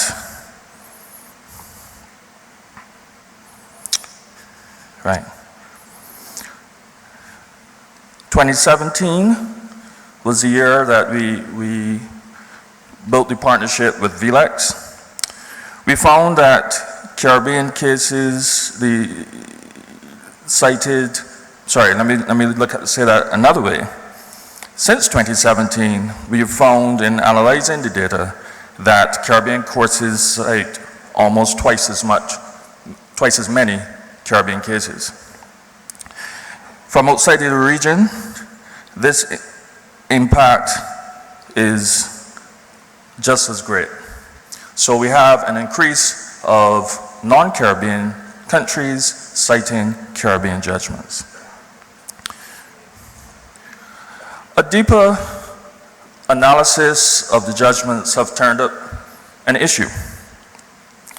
Some vital information required for better case analysis is lost because of the fact that there is no recognized common citation of unreported decisions across the region. Opportunities to show treatment of cases is lost. So-called unreported decisions, and I say so-called because we do report these decisions in carry law. And I should state that at the beginning of the project, we assigned a carry law citation, a neutral citation using the two-letter country indicator along with the year and court and the chronological order in which we received the cases to form a unique citation. This citation has been referred to in many of the books, many of the writings that our faculty have done throughout the years since its introduction. So an unreported decision in a case without a carry law citation prevents the technology and the editors from performing a vital and easy task. So even though we have developed a carry law citation for these judgments, we cannot go into a judgment and add that citation to those that have been cited within the decision because we can't change the decision. So we're therefore asking you to consider the authorization of the use of the neutral carry law citation when citing Caribbean judgments, unreported judgments. As the judges, judicial assistants, lawyers, students discover decisions of note to be cited, the carry law citation, where available, should be used. This would improve the quality of the research. It will provide a degree of certainty for all concerned. And to just give a few of the reasons given by the Canadian Judicial Council when they moved to neutral citations, recognition of neutral citations, they noted that it promotes judicial independence by creating a public method of citing judicial decisions. It creates an official citation for recent or unpublished decisions. It simplifies the implementation of internal or public information systems and facilitates reference to recent decisions. More important for us, it promotes the development of electronic tools while offering an official method of referencing unpublished decisions. Ladies and gentlemen, many charges for contemplation and action have been made to you over the last day and a half. We wish to add to those charges. By considering and authorizing the use of the carry law citation within the courts, we will be able to move our case analysis forward by leaps and bounds, thereby providing more utility to researchers as case treatments can be better carried out. The impact of this will be felt not just regionally, but globally. Masood spoke to the increase in jurisdictions that have been looking at our jurisprudence. So there's sure to be increased interaction between our regional cases and those from outside of the region, thereby spreading our Caribbean jurisprudence. So at this stage, I would like to hand back to Masood for any final comments as we leave you with some things to ponder. Thank you. That's all really. Just again, thank you for the opportunity to be here to speak to you, to raise the experiences that we've had before and how things can improve globally. And we will be around. We have a booth outside. Please come and talk to us. We can give you a demonstration of the service and any question you may have about what we have and the plans we have for the future. And lovely to see you all. Thank you. before the Lieutenant Colonel and Mr. Jamani leaves the stage, I just want to thank them from the bottom of my heart. They were bumped twice to accommodate other speakers, and so I want to thank them for taking one for the team and certainly giving us their full comprehensive display. As we know, the tools of our trade are our search engines, our text, our statues, and these young men provide a very valuable service. So give them another round of applause for so many reasons. Thank you very much. Thank you. I wasn't sure if I should salute or stand to attention, Lieutenant Colonel.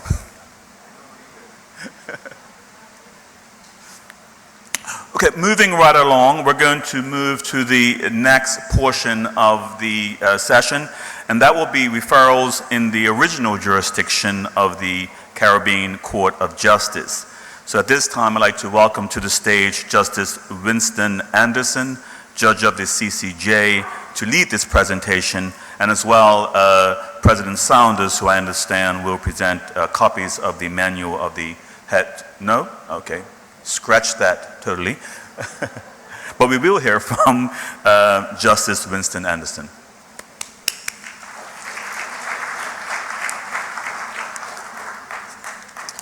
Thank you, Chair.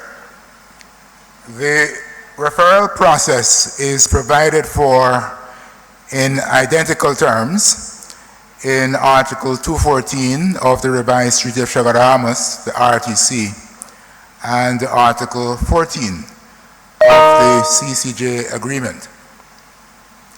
Where a national court or tribunal is seized of an issue whose resolution involves the interpretation or application of the Revised Treaty of Chaguaramas, that national court or tribunal should stay proceedings and refer the issue to the CCJ, and then apply the interpretation or application by the CCJ to resolving the issue before it. This is known as the referral process.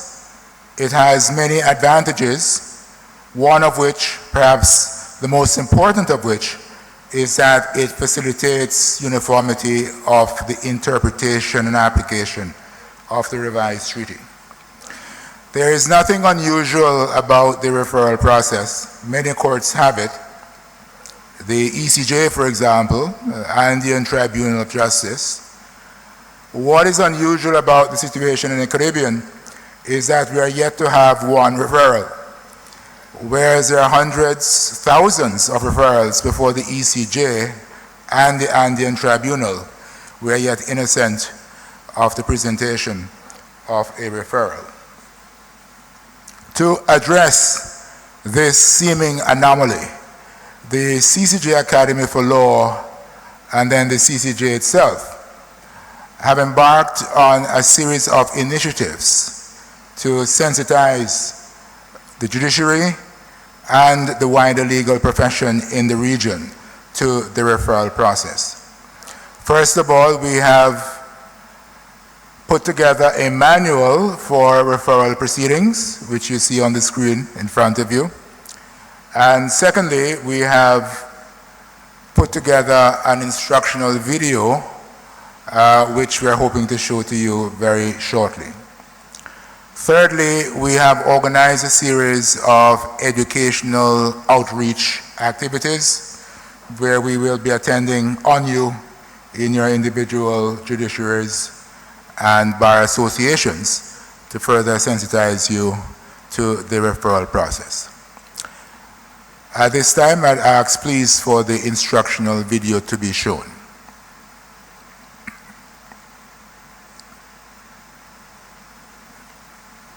I thought that was a cue.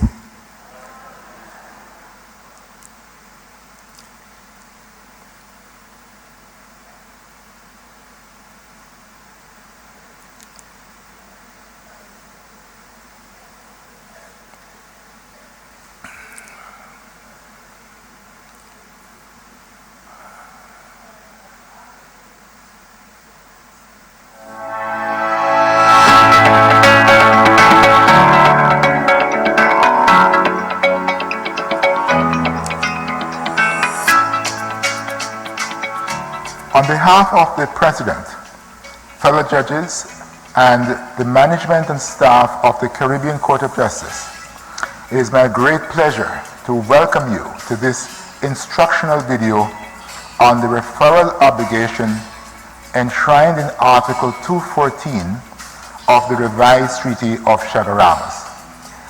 The RTC establishes the CARICOM single market and economy, which creates rights and obligations for participating member states.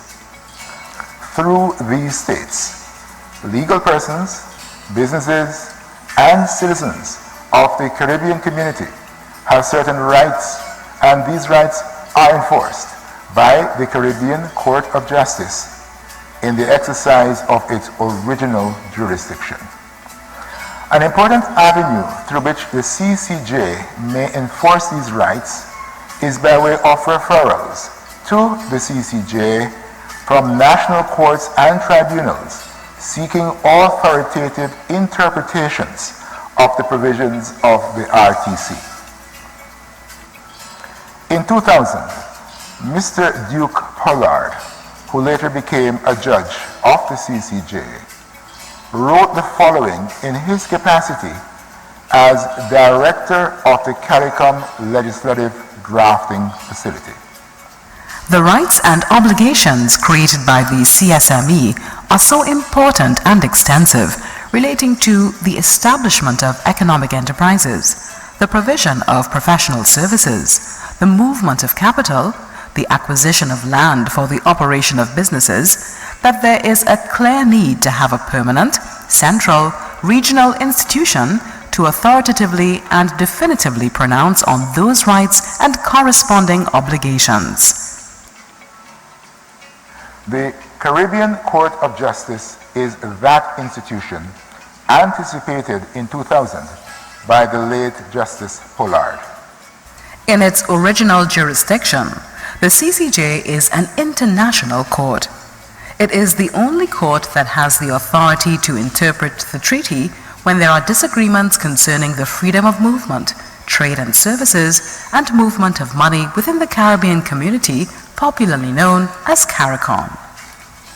In its appellate jurisdiction, it serves as a final court of appeal for 4 member states of the Caribbean community.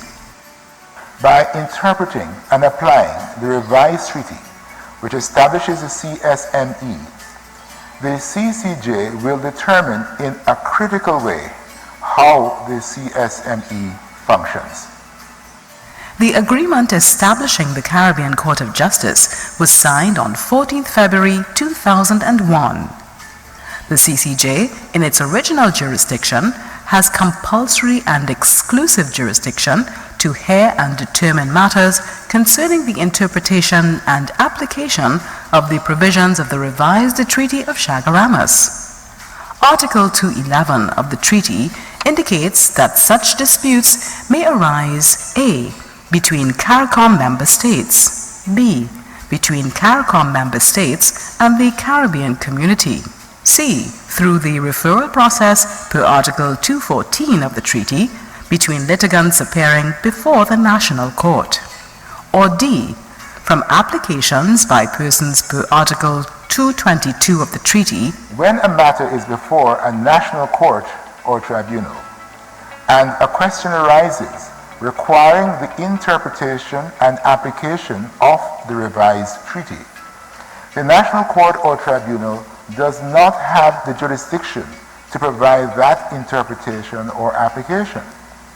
Instead, the national court or tribunal must refer the question to the CCJ in its original jurisdiction and await the CCJ's interpretation before proceeding with the matter in the national court.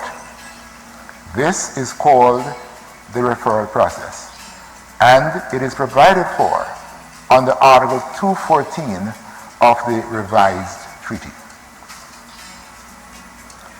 In this training video, we will look at the step-by-step process of making the referral, from recognizing that a question of interpretation and application of the CARICOM law has arisen, to the national court or tribunal applying the CCJ's judgment on the question to resolving the case before it, and the implications for such CCJ judgments becoming precedent among parties to the RTC. The process is laid out in greater detail in the court's manual for referral proceedings, available at the court's website, www.ccj.org.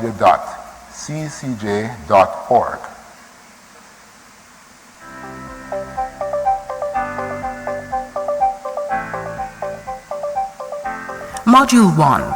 Recognition of an issue for referral. When a matter is being heard in a national court or tribunal of a member state, and an issue arises related to the interpretation or application of CARICOM law, the national court or tribunal is duty-bound to refer the issue to the CCJ, as the CCJ has exclusive and compulsory jurisdiction to interpret and apply the treaty. In contrast to appeals which seek to challenge a legal ruling already made in a lower court, a referral facilitates determination of an issue relating to the application and interpretation of the treaty, which arises in a case that is ongoing in a national court or tribunal. By ensuring that national courts and tribunals are clear on the interpretation and application of the provisions of the revised Treaty of Chaguaramas, the referral process supports uniformity and consistency in interpreting and applying existing CARICOM law across member states. Module 2. Decision to make a referral. Once the decision to refer an issue to the CCJ has been made, the proceedings in the national court or tribunal, that is, the particular case in which the issue arises, must be stayed until the CCJ presents its final ruling on the referred issue.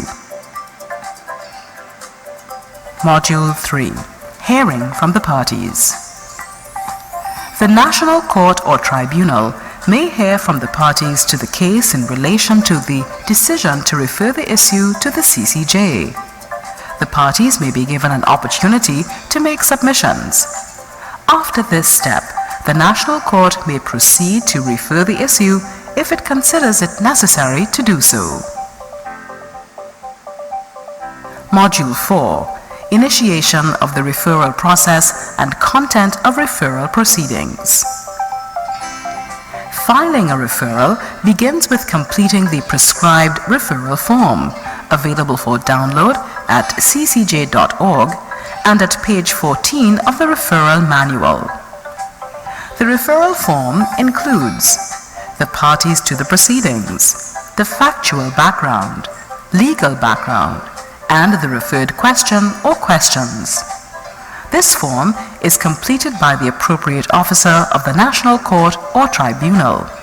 It must be signed by the registrar of the national court or the appropriate officer. The parties to the proceedings and referral request. This section outlines the essential features of the referral procedure. This includes the decision to make a referral, the subject matter of the referral, the form of the referral, the content of the referral, any ongoing communications between the CCJ and referring body, joinder of referrals where applicable, and the costs of referral proceedings. The factual background. The national court or tribunal must outline the facts of the case that is before it. This section helps the reader understand the origins, parties, actions, circumstances, and progression of the matter, and gives context to the issue which was referred to the CCJ. The legal background.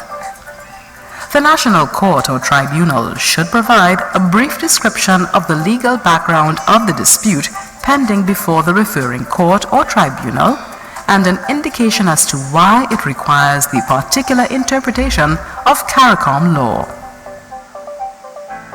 The referred question or questions. the National Court or Tribunal should clearly state the question or questions which the CCJ is being asked to answer. There is no limit to the number of questions that may be asked, provided A. They are relevant to the resolution of the dispute pending before the referring court or tribunal, and B.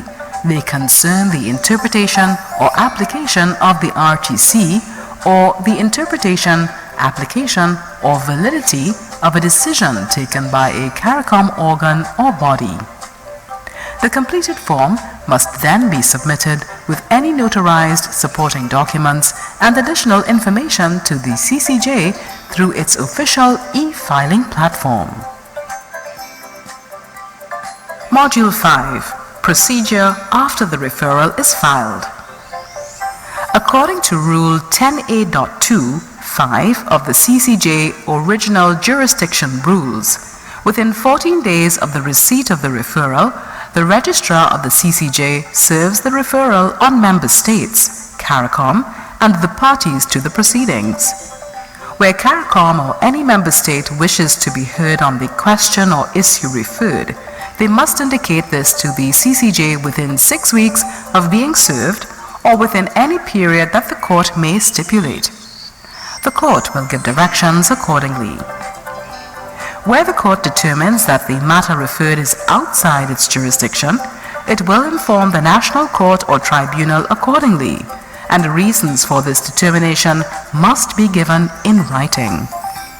Where the court has jurisdiction, it will proceed to answer the question referred. After the parties are heard by the CCJ, the parties will be given directions for the further conduct of the matter. This will include directions for any additional submissions, written or oral. Module 6. Conclusion of the referral process.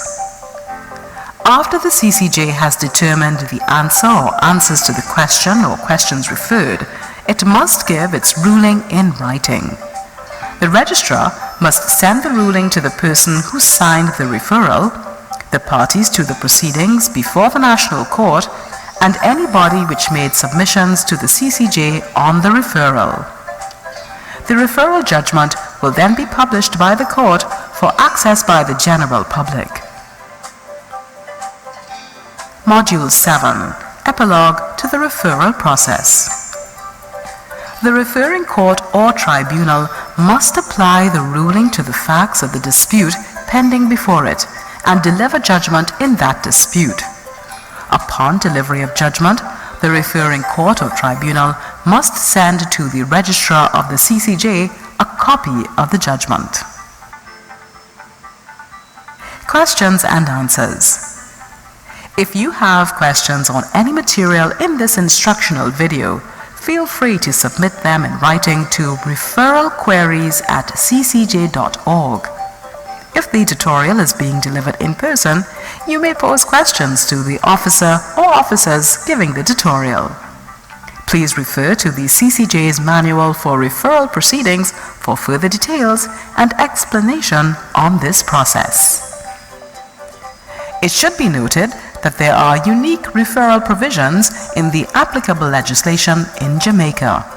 This video does not address these provisions, but a special note on the referral process in Jamaica is to be found in the manual. And to mark this official launch, the CCJ is pleased to provide each participant to this 2022 CAJO conference with a hard copy of the manual. We hope sincerely that you have enjoyed viewing this video and that you have been sensitized to the referral process. Thank you for watching.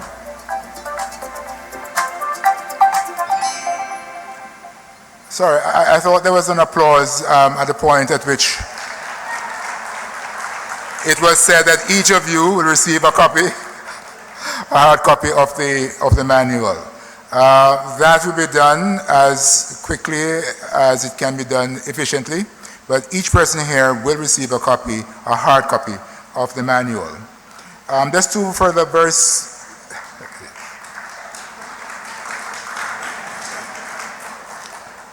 Two small points. One is that more information on the referral process will be available at one of the breakout sessions after this. I think my senior brother, Justice Witt, will be amongst the panelists there. Secondly, there is a training exercise that is coming to a court or institution near you. So please be prepared. We already have in train arrangements for a training exercise in Belize, and that will take place from the 24th to the 27th of November. But all of the judiciaries will be sensitized through the use of the training procedure. And finally, I think we must give our appreciation to Mrs. Ria Mohammed Pollard, who is the engine behind all of this. Thank you very much.